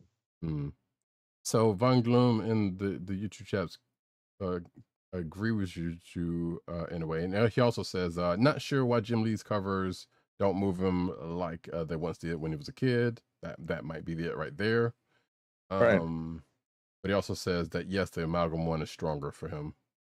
Mm-hmm. So yeah, I mean, hey, they both look all right for me. So either way, the books will be had. Regardless of I'm looking forward to having the Marvel versus DC one, because it contains so much stuff that's out of print that you just don't want to have to track down. Right. So. And I, unlike Age of 70, did not have either. So at least he had some copies of what? Amalgam. Yeah, you had Amalgam.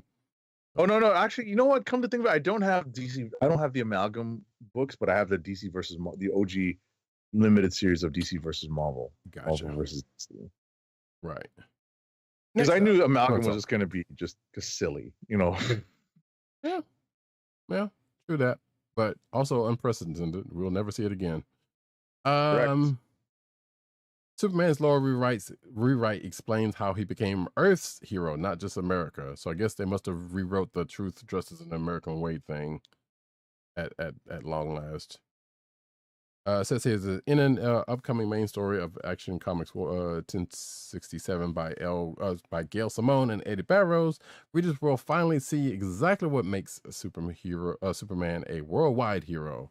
After a powerful alien empire decides to use Earth as its personal arena, which weirdly sounds familiar, it's up to Superman to try and prevent the loss of life, and this journey takes him all over the world, according to this Screen Rant article. And I call that out because of reasons Agent 70 understands. Sometimes they get a little hyperbolic. But yeah, that's a thing, I guess. So, yeah. What was I gonna say something about this also? But I don't remember. Oh, the House of Brainiac thing is also going on as we speak, but neither one of us are actually reading it. So, because I know that one special came out this week. So, next up.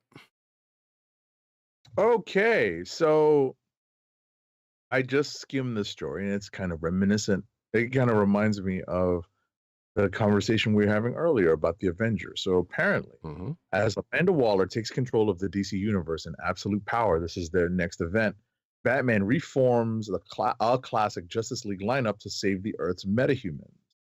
So what's interesting about this is apparently this reformed Justice League has new costumes and no powers against Waller's Amazo army in absolute power, shaping the DC universe. And despite losing their powers, the Justice League relies on teamwork and Batman's leadership to overcome the obstacles ahead in absolute power. So the roster is Wonder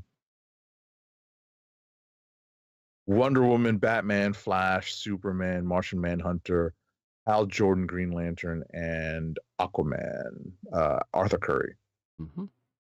So that's pretty, so it's pretty formidable, and it's a twist on what I was saying earlier about how when they relaunched the Avengers, they try to they set up the most powerful groups to kind of to put them to the test. In this case, they take away the Justice League's powers.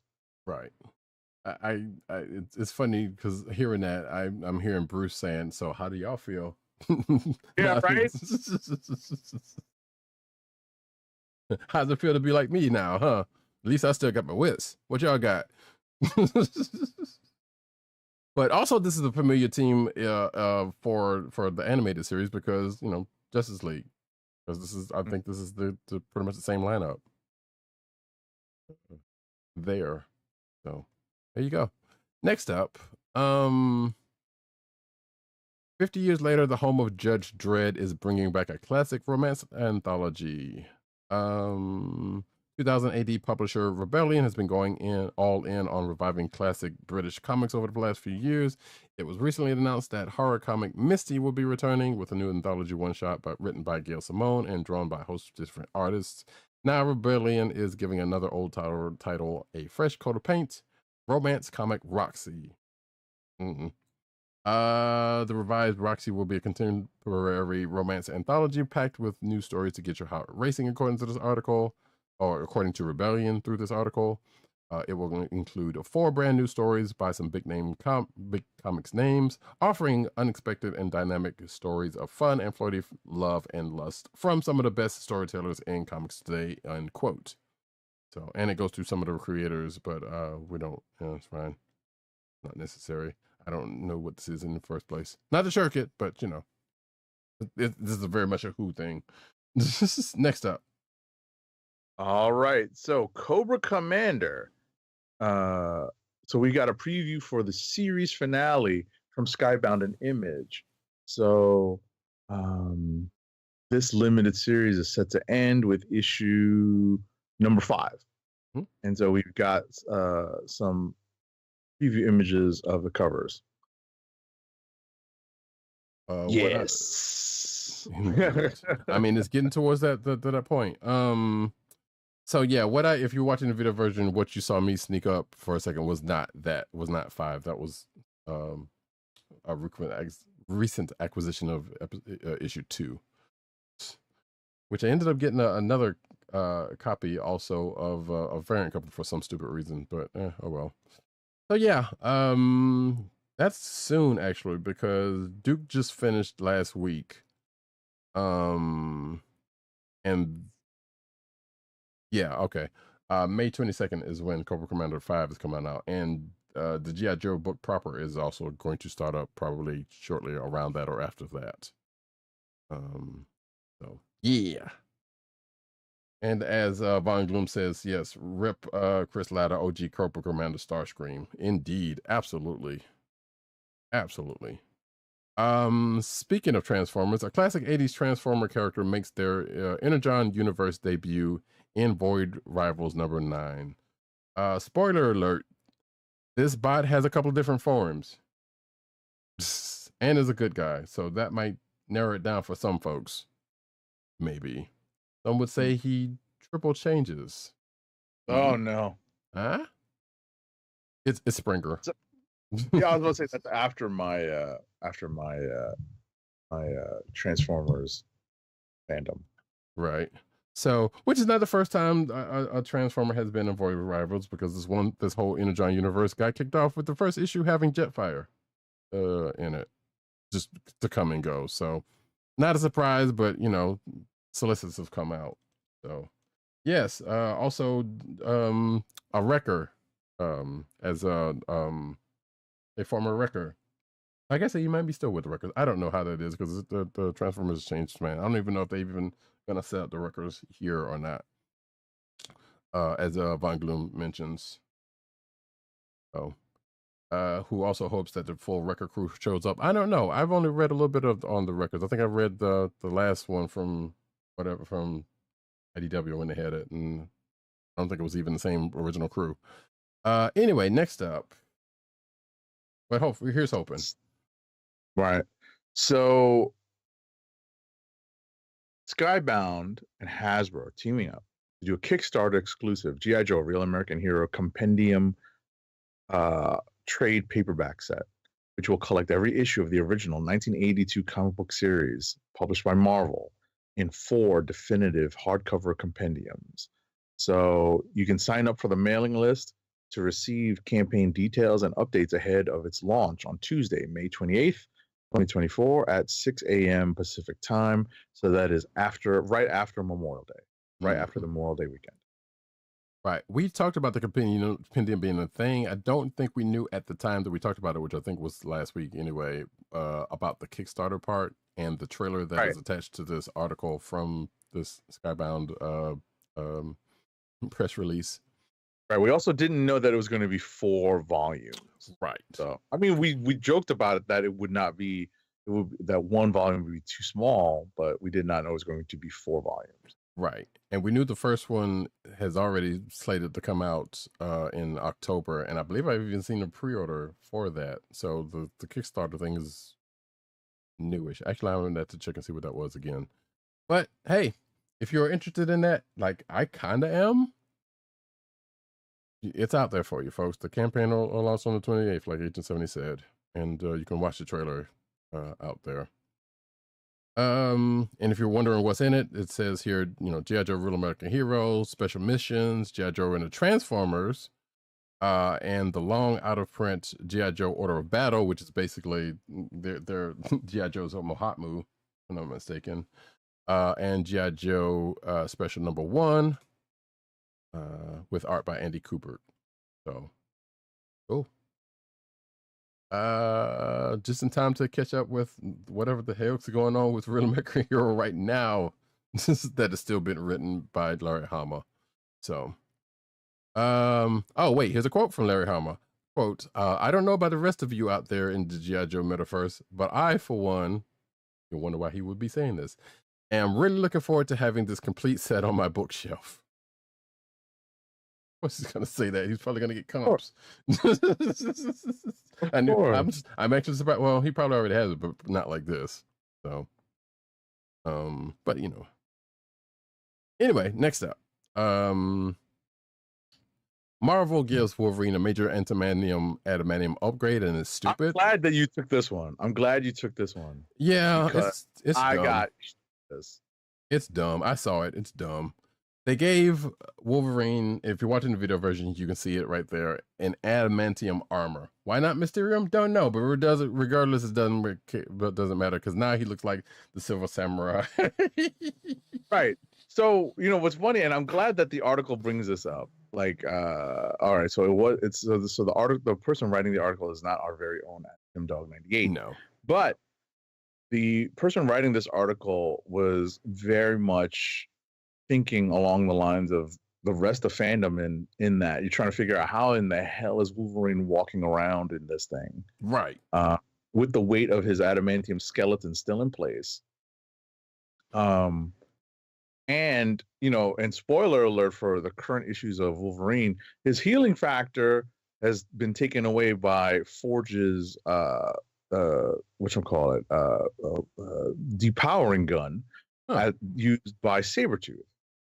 Interesting. So, okay. What's funny about comics is that, some things come and go, some concepts come and go. It used to be a story where the adamantium was actually poisonous to Wolverine, and his healing factor is what kept everything in like a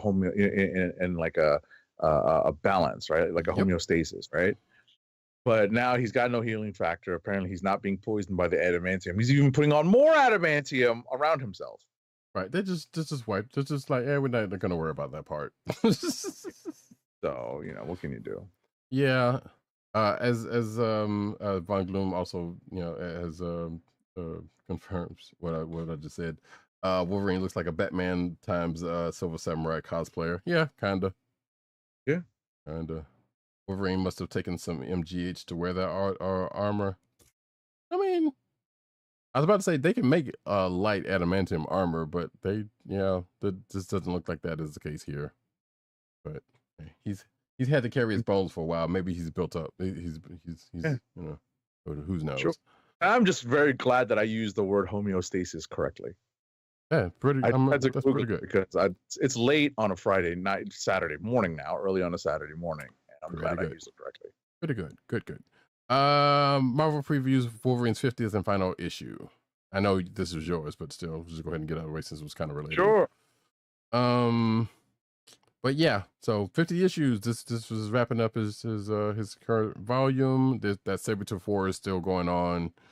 As in Agent 70, as this article reiterates, he got stripped of his healing factor. And yeah, this is going to be it for that whole thing. So, and you see me running through some images from said book. Next up. And this Oh, is all part of tying up all of the current runs of the X books before the relaunch. Right. Also says 50th issue celebratory bonus tale. So yeah, this is an oversized issue to go out on. Yeah. Parental advisory, not for kids. Yeah. I was going to say, moving on to the next story. Mm-hmm. Speaking of, everything being relaunched in the X corner of the Marvel Universe, Marvel's X-Men plans have been mapped out through the fall of 2025. So for basically the next year and change, including a major Marvel event and more, because that's what Tom Brevoort does. Mm-hmm. So Tom Brevoort, who's captaining the From the Ashes relaunch, revealed a somewhat temporary schedule via his Substack. So I need to subscribe to this apparently. Yeah, well, I've talked about it before, but yeah, no, I need to jump on this. So, these, the schedule might change, but it's going to be a full one. So, let's see here. Oh, there's nothing that really lays out the actual schedule. You have to read his post. Right. I mean, we already know that what's coming. Like one issue a month. Yeah, right. Exactly. And we saw that. Yeah, we talked about that last week. So we already know what's coming. He mentioned that last week. It's just a matter of lining up when things are gonna, when the actual time frame of that stuff's gonna happen. So. Next up, though, it's gonna be a brand new refresh, and that's like we were saying earlier, if the Avengers refreshes are like, all right, let's give them the biggest baddies to fight, the X-Men refreshes are let's do let's reform the teams, the groups, and see if we can't set up a bunch of new solo books that to put spotlights on some characters, right, and where they're going to be. Yep, you're right. That's generally how the X-Men relaunches work. Oh my God, we're getting to it. Where are we? But I'm getting too old for this shit. It's so funny. It's like, yeah, they're relaunching X-Men. This is what they're gonna do, and that's exactly what they're doing. Yep. Ultimate Spider-Man #5 to kick off the rise of Dr. Octopus. So May 29th, according to this article, one of Spidey's most terrifying foes, again, according to this article, makes his Ultimate Universe debut. And apparently it says here that Marvel Comics has revealed that he's going to be the big who the big bad is in Ultimate Spider-Man after the Kingpin throwdown in issue 6, which I don't think we knew about, so spoilers, I guess. Well, we actually let me stop that, because I mean we kind of knew they've been setting up a thing. They've been setting up stuff. So the news comes just after Ultimate Spider-Man 4 dropped, and we talked about that last week. We got the cover for... Is that the cover? Or is that a poster? Oh, there's a link to the Ultimate Spider-Man 5 cover, and I don't know if this is the cover they have on this thing or a preview page. It seems like a preview page. So regardless, hey, the Ultimate Spider-Man's been some good reading, so I'm looking forward to seeing how they introduce some folks like they did last week. And now we get to Agent 70's favorite time of the night. Lots of Marvel Legends stuff. All right. So the Hasbro Target exclusive Marvel Legends Retro Spider-Man Carnage figure pre-order came on April 25th. So if that is something that you want to do, it is on target.com. I don't know if it's still up, but I know that the pre-order went out April 25th. Yep. It's not something I was jumping at, but I know there's going to be people that want stuff like that. Yep. We got hands on with that Shield 3-pack. It retails for $74.99, and you can see Nick Fury, Dum Dum Dugan, and Sharon Carter, all with with the latter two with well, not even the latter two, but a couple of them with alternate faces. Nick Fury has the OG face, along with the the current face that he wears. And yeah, all the accoutrements they're in. So yeah, I don't know. Is this something you're gonna pick up? Because I think we talked about this before, but I'm not sure. I wasn't sure. Yeah, eventually. Yeah. Eventually. I like that because it has Dum Dum in it. Right. You know, like whoever thought we were gonna get a Dum Dum figure? Yeah. True that. Next up. So this is a strange story because the Marvel Legends series Retro Iron Man She-Hulk 6-inch action figure is shipping May 1st on Amazon, but mine is not. It's not going to ship until June. So maybe I got caught as like a late purchaser. So that could be it. I don't know. We'll see. And we know Amazon has a tendency to sometimes slip. Exactly. For the early. So it happens. $24.99 if you're up to get it. You can see the picture of the Jade Giantess right there. Next up, I know Agent 70 already has this on order also. Marvel Legends series Marvel 85th anniversary Ghost Rider, Danny Ketch style. Pre-order is out there. It's $50. It's coming summer 2024. And you can see the picture of Ghost Rider, Danny Ketch, Ghost Rider, and the bike right there if you're watching the video version. It's so cool looking. Mine says right now, I have my Amazon app open. It says it's due September 2nd, which is still summer. Kind of. No, it is. It is because late. It's like like fall hasn't turned yet. Summer ends in August for me. That's just me. Because we're going back into school by September. So, but either way, Warbird figure pre-order goes live on May 9th. This is Carol Danvers. So the Warbird that I know of, and I know Agent 70 knows this, is the armored one. Not the bikini one, which we know more associated with classic Miss Marvel, Carol Danvers, but she still had the name as Warbird in the bikini and sash. So, it still tracks one way or the other. Right. So yeah, as you can see here, it's got the alternate head going on, got the effects and the hands, the extra hands going on. I'm gonna order that. I'm definitely gonna order that. So I'm debating it. Yeah, I'm debating it because I don't have that version of Carol. $24.99 when that happens, and as Agent 70 just said, Target exclusive. Next up. Alrighty, you can return to the Marvel Comics Silver Age with the Mezco Toys Captain America. This is actually kind of cool, if you're into like that Mezco scale 1 to 12. And you can see pics here. It's got some cool figure effects, like weight, like shield throwing and whatnot. It's not my scale, but it's not my preferred scale, but it's still pretty cool. Yeah. Sure. Again, it comes with an interesting accessory. It comes with a mad bomb that Cap can hold. That's an interesting one. Never thought I'd see that. Yeah. Again, if you're watching the video version, you can see the pictures. Wolverine and Colossus's X-Men, fastball special move gets deluxe collectible. So, as you can see the picture right there. There's the two folks right there. I don't know why they're talking about the movie version of Wolverine, but okay, that's not. Yeah, people forget that Wolverine is short. Right. Hugh Jackman's freaking 6'3". Right. Yeah, they mentioned that.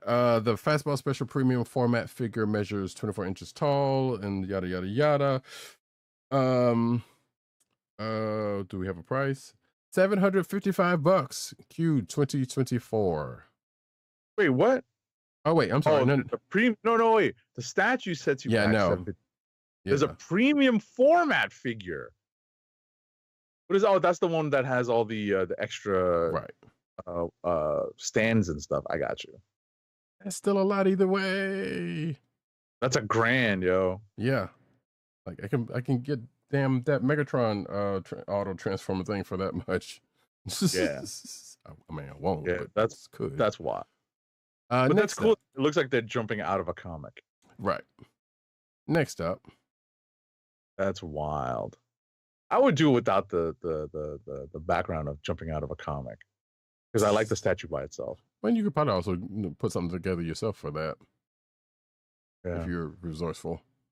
yeah, with my figures. right. Exactly. Um, Stupid statue. No, I'm kidding. silly. DC Comics Ambush Bug joins McFarlane's growing DC multiverse line. Hey, if you wanted an Ambush Bug figure, if that was your hope and dream, guess what? McFarlane's gonna oblige you. Yeah, got you covered. $22.99, swappable hand, yada yada. McFarlane Toys also releases a Superman figure inspired by Jim Lee. We'll allow this so we can see what the heck if that's gonna show up. There we go. There's a better picture. 1/6 scale, pre-order April 26th at selective retailers. Yeah, not bad looking. Do we have a price? Your price. Nope. Just a pre-order that is already on pre-order at this moment. Next up. Is this an action figure or is it a statue?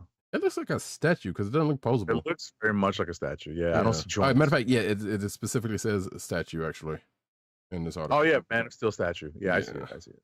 So, next up. Alrighty, next up. Nearly 10 years after the release of Batman Arkham Knight, a new addition to the series is finally on the way called Batman Arkham Shadow, and it's a VR game exclusive to the Meta Quest 3. Okay, anyone who's got a Meta Quest 3, have fun. Thanks. I will if I ever get it. Yeah. Actually, I need to play that other one. Wait, did you skip one or did I just not put it there? I did that. Okay, that was me. No, I read. No, I read you the did the right right. one. Yeah, no, you did the right one. I for some strange reason did not have that one up. Yeah, June 7th. Oh, it's going to be revealed on June 7th during the Summer Games Fest. Speaking of other stuff on that corner, or not necessarily in that corner, Batman Arkham Veterans are making a G.I. Joe game that is aiming to be a shot in the arm for the franchise. The title, mistitle word. So GameIndustry.biz recently spoke to Dan Ayub, head of digital product development at Hasbro's Wizards of the Coast. The head revealed that the company has over $1 billion invested in ongoing game development, and also reveals what a few of the upcoming projects are, one of which is a G.I. Joe game focusing on, quote, the villainous Stink Eyes group. Is currently in development at North Carolina-based Atomic Arcade. I've never heard of that developer either, but apparently it's a recent studio, and it makes sense in North Carolina because that's where people are cropping up for that stuff for the tax write-offs. See, the studio is headed by Ames Kirshen, acting as creative director on the Snake Eyes game, who previously headed up the Batman Arkham series of games at Warner Brothers. So there's some pedigree there, as this article mentions. So we'll probably hear a little bit more about that during Summer Games Fest or sometime therein. Next up. Alrighty. Oh, this was in the wrong place. McFarlane Toys continues to celebrate the 30th anniversary of McFarlane Toys. To continue its fun, a new Spawn statue has been unveiled featuring the artwork of Image Comics Spawn 95 brought to life. This is set for June 2024 release and costs $49.99. Pre-orders are already live. Yeah. Let me scroll to that real quick. Boom. Mondo announces ThunderCats partnership. Let's see. There's a 1/6 scale Lion-O figure that will launch later this year. And the collaboration will begin with what else? Mondo has launched a page where fans can sign up for email updates. I guess this news came out of C2E2, which is, I guess, I don't know if we've heard that much out of recently, but Brett probably will. So let's see, and then it just goes into other stuff. But yeah, there's the figure right there. There's some sculpts of the figure, and there's what looks to be all of the accoutrement that is coming with, including a cartoon version of Narf. If this concept art is to be led to believe, I guess that's what they're going for, and of course, the sort of omens in the two positions that you would know it to be. Next up. Hasbro readies an update on Ghostbusters 2 in the Box HasLab, seeking community feedback. And I was just trying to get this article to open. Here we go. So, chugga. So the two in the let's see here, as a backer update is in the works for the successfully funded 2 in the Box HasLab. This is the PKE meter and the Ghost Trap HasLab. So apparently, let's see, they're asking people, what are you hoping to see demos of? What would you like to see an update on, and stuff like that. They're putting out a video for like an update on the production. Right, and we talked about it before. This thing made it pretty quick, which no surprise because Ghostbusters fans are eager to get their hands on some stuff. Right, because this is just another piece of the cosplay set, basically.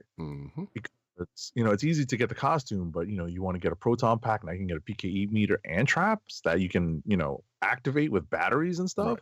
Pretty cool. What you can also get if you head to Spirit Halloween is a life-size Terror Dog replica. So the prop replica which is not the first time Spirit or Halloween did something like this. I think they did a Stay Puft Marshmallow Man a couple of years back or something, or it might have been last year. But the prop replica is made from latex and foam, and it measures 34.3 inches high, and other measurements. The description reads, "Your favorite Ghostbusters character is alive." I don't know who said that, but this outside of this article, but okay. If you want one of these bad boys, it'll cost you $600. Not a lot, but there are also people who like to decorate their yard for Halloween, and the cross section of Ghostbusters fan and people who would go so far as to do that, probably like a figure 8, might even be a circle. Who knows? Next up, thanks to YOLO Park, that's a name. We can share for you in-hand images of the updated batch of their AMK Pro Series G1 Optimus Prime. So this is the second release in YOLO Park's AMK Pro line of easy-to-build model kits following AMK Pro Megatron. These action figures feature a great cartoon-accurate design, a wide range of posability. That's interesting. So it's a model kit that you can move around. Okay. That's pretty cool. A wide range of posability, die-cast parts, several extra accessories, and premium finishing. That's tempting. That's got to be expensive. Probably, yeah. So I'm going to check this out while Roddykat moves on. Actually, because I am very curious about pricing. I did the exact same thing. Apparently, it's $50. Oh, that's interesting. So yeah, there can't be that many metal parts, but there's just enough to make it like kind of shiny. Right. But that's actually pretty cool. Like like a prime. The thing is, you can't transform it. Right. That's the kicker. Right. But you can play with it and move it around and pose it like it is, like you would like in a cartoon, like that you would see it in the cartoon or the comics. Right. And better than that truck that we talked about last week where that wasn't transformable. Right. Actually, I'm gonna throw this in here really quick before I go into the next one, in the form of, because I meant to push this in the after that last one. But hey, if you want a 7-foot Darth Vader, you can go to Home Depot starting this year. It's going to be $299, aka $300.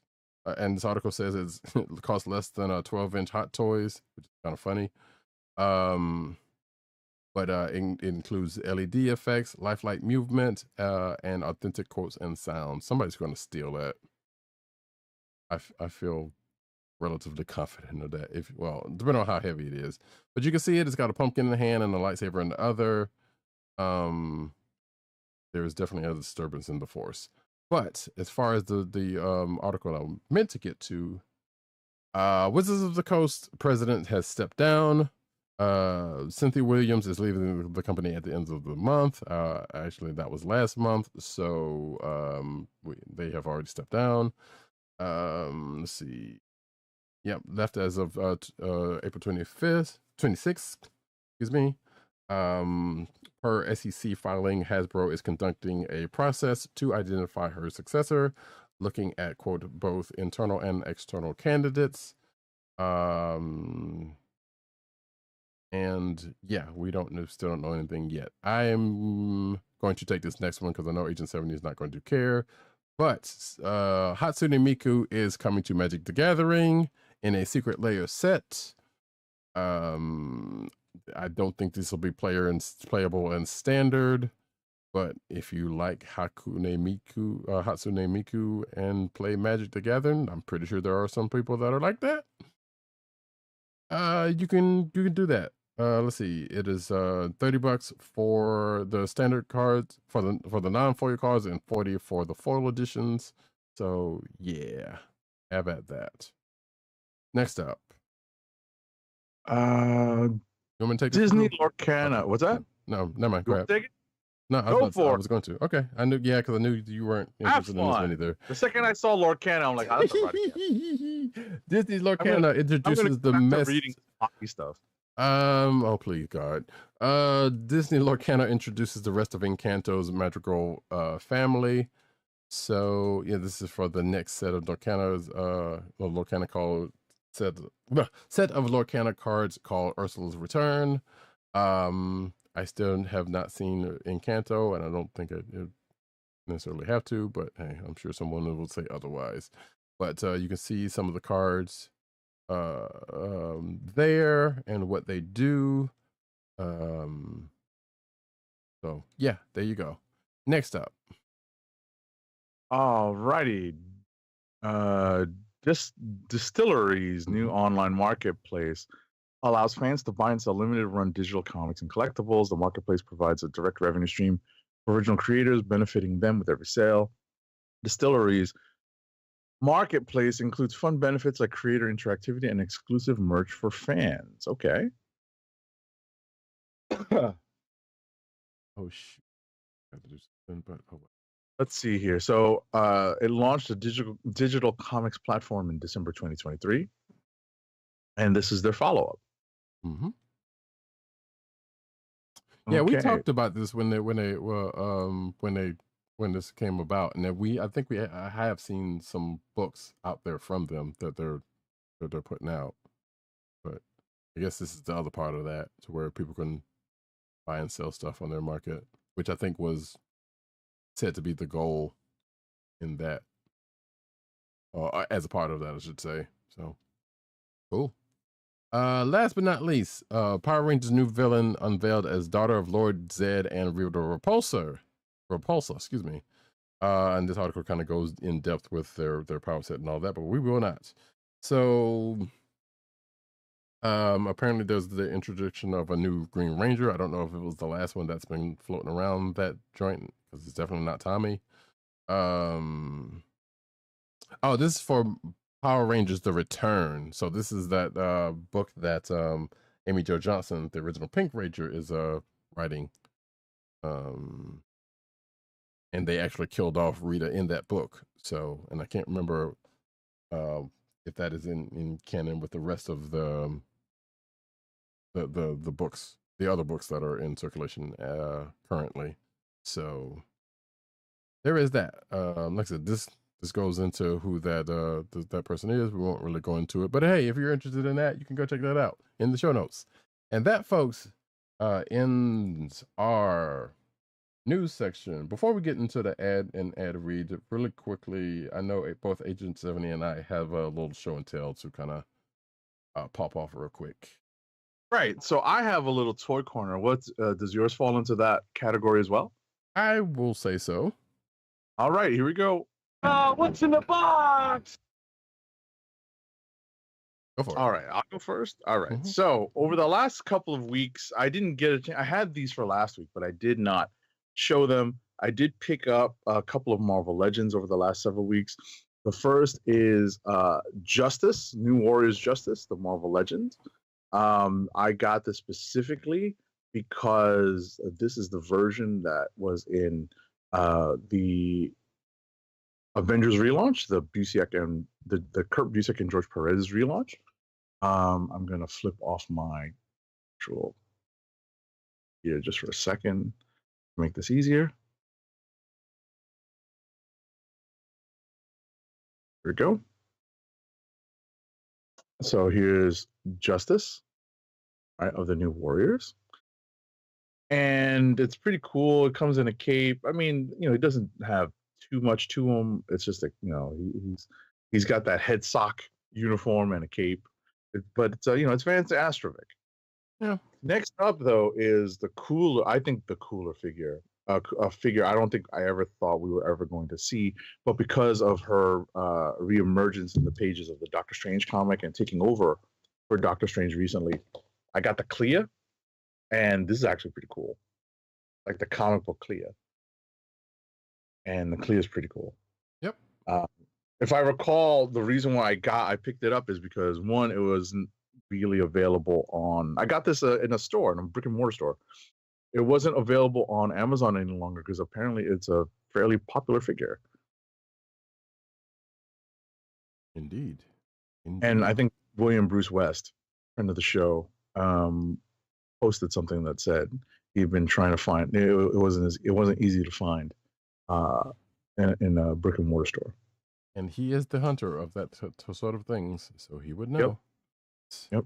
All right. For me, really quick, I showed this to Age of 70s. It's not directly along the same lines as what he's gotten, but for those of a certain vintage, may not be interested, the Mr. T DVD set of the first, it says first season, but I don't remember it being any more than this, so I'm probably going to be on the hunt for, I guess, season 2 or I don't remember how many episodes of that show it was, but this is Mr. T cartoon where he was basically the head of a bunch of teens going around solving mysteries, gymnasts solving mysteries.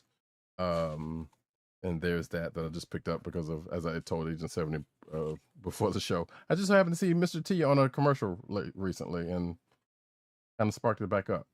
Now, this last thing, as I'm holding up on the video version, is just a white box. What's in this white box? Well, if Matosa is still in the chat, this is what we were talking about. I'm not going to unbox it right now because I'll probably I need to. Oh, what's in the box? Exactly, but for those that may know or maybe into the gaming scene, this is in this box is called a Mister. This is actually the Mister is a couple of things actually. In this box is a set. It's like it's basically like a mini computer.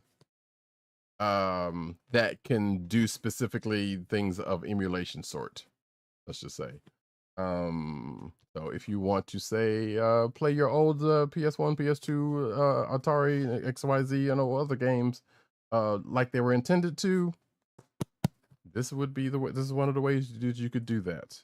And I'm setting it, and I mentioned it because as I did last night when I streamed a little bit, and I mentioned want to set up to do some more of that kind of stuff, playing some video games of a cartoon and comic book based sort on this channel.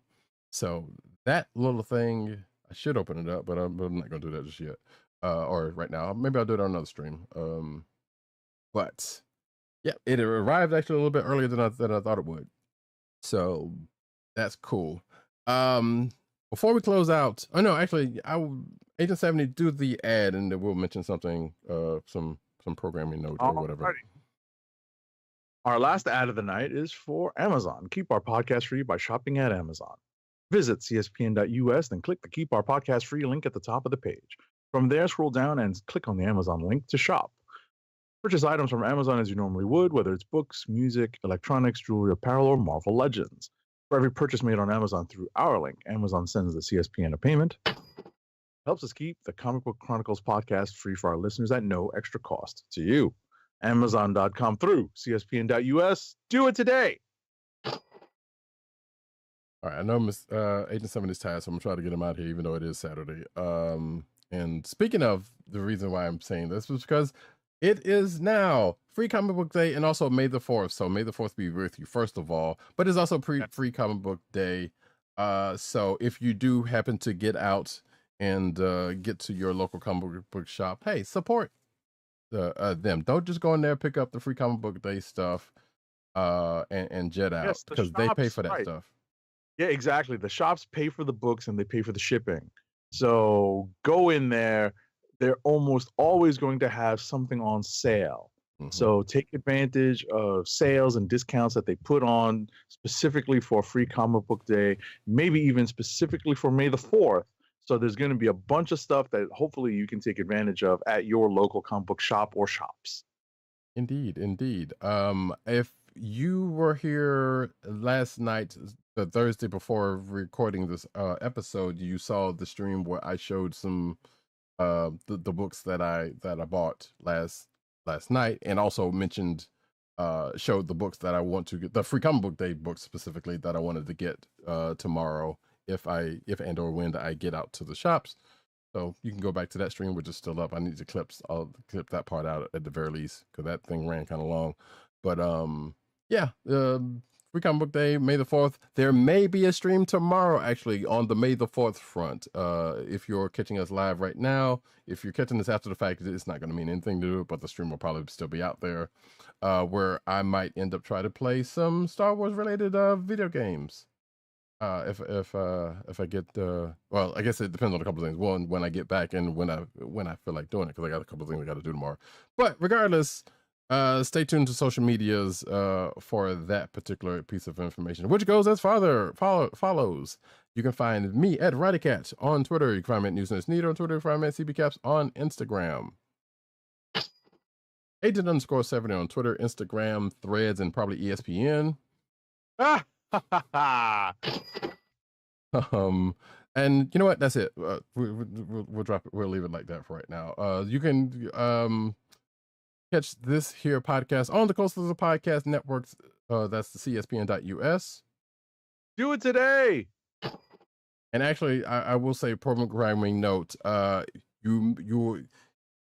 video version definitely is what it is, so you'll see this out here. The audio version is probably going to be like a week late because the network has taken some time off for some vacation. So you will probably get 2 shows next week after we record next week.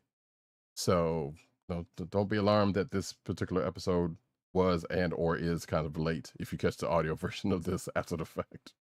There it is. So you can find us on your podcast personal place of choice. Probably no longer Google Play, aka but you can definitely find us on Apple Podcasts, aka all that kind of good jazz. And the CSPN SoundCloud page is late. I'm tired. Yeah, it is. Make sure to click like, subscribe, and leave us all the positive 5-star reviews, especially on Apple Podcasts. Plus, you get into a rhythm for so long, it's like you try to deviate from that, and it just messes you clean up. But we record mostly every Thursday night, 9:30 Eastern Standard Time, or sometime usually later than that, on the YouTube channel of the Kliq Nation. That's youtube.com/thekliqnation and twitch.tv/Comic Book Chronicles, where a couple of kind folks have joined us for tonight. Appreciate y'all for being here. Yes, thank you. Make sure to click like, subscribe, hit that notification button so you know when we are on live, because guess what? Lives and schedules conflict, so we just have to move our schedule around. Yeah, but we will be back on our regular schedule next week, if I remember correctly. Yes, next week. It's the week after that it'll get a little wonky again. Right. But of course we will keep you posted on that stuff. So, be back Thursday thereabout, unless something happens, heaven forbid, which does tend to happen, as you said. But this has been the Comic Book Chronicles. Peace. Peace. One. I love it when a plan comes together.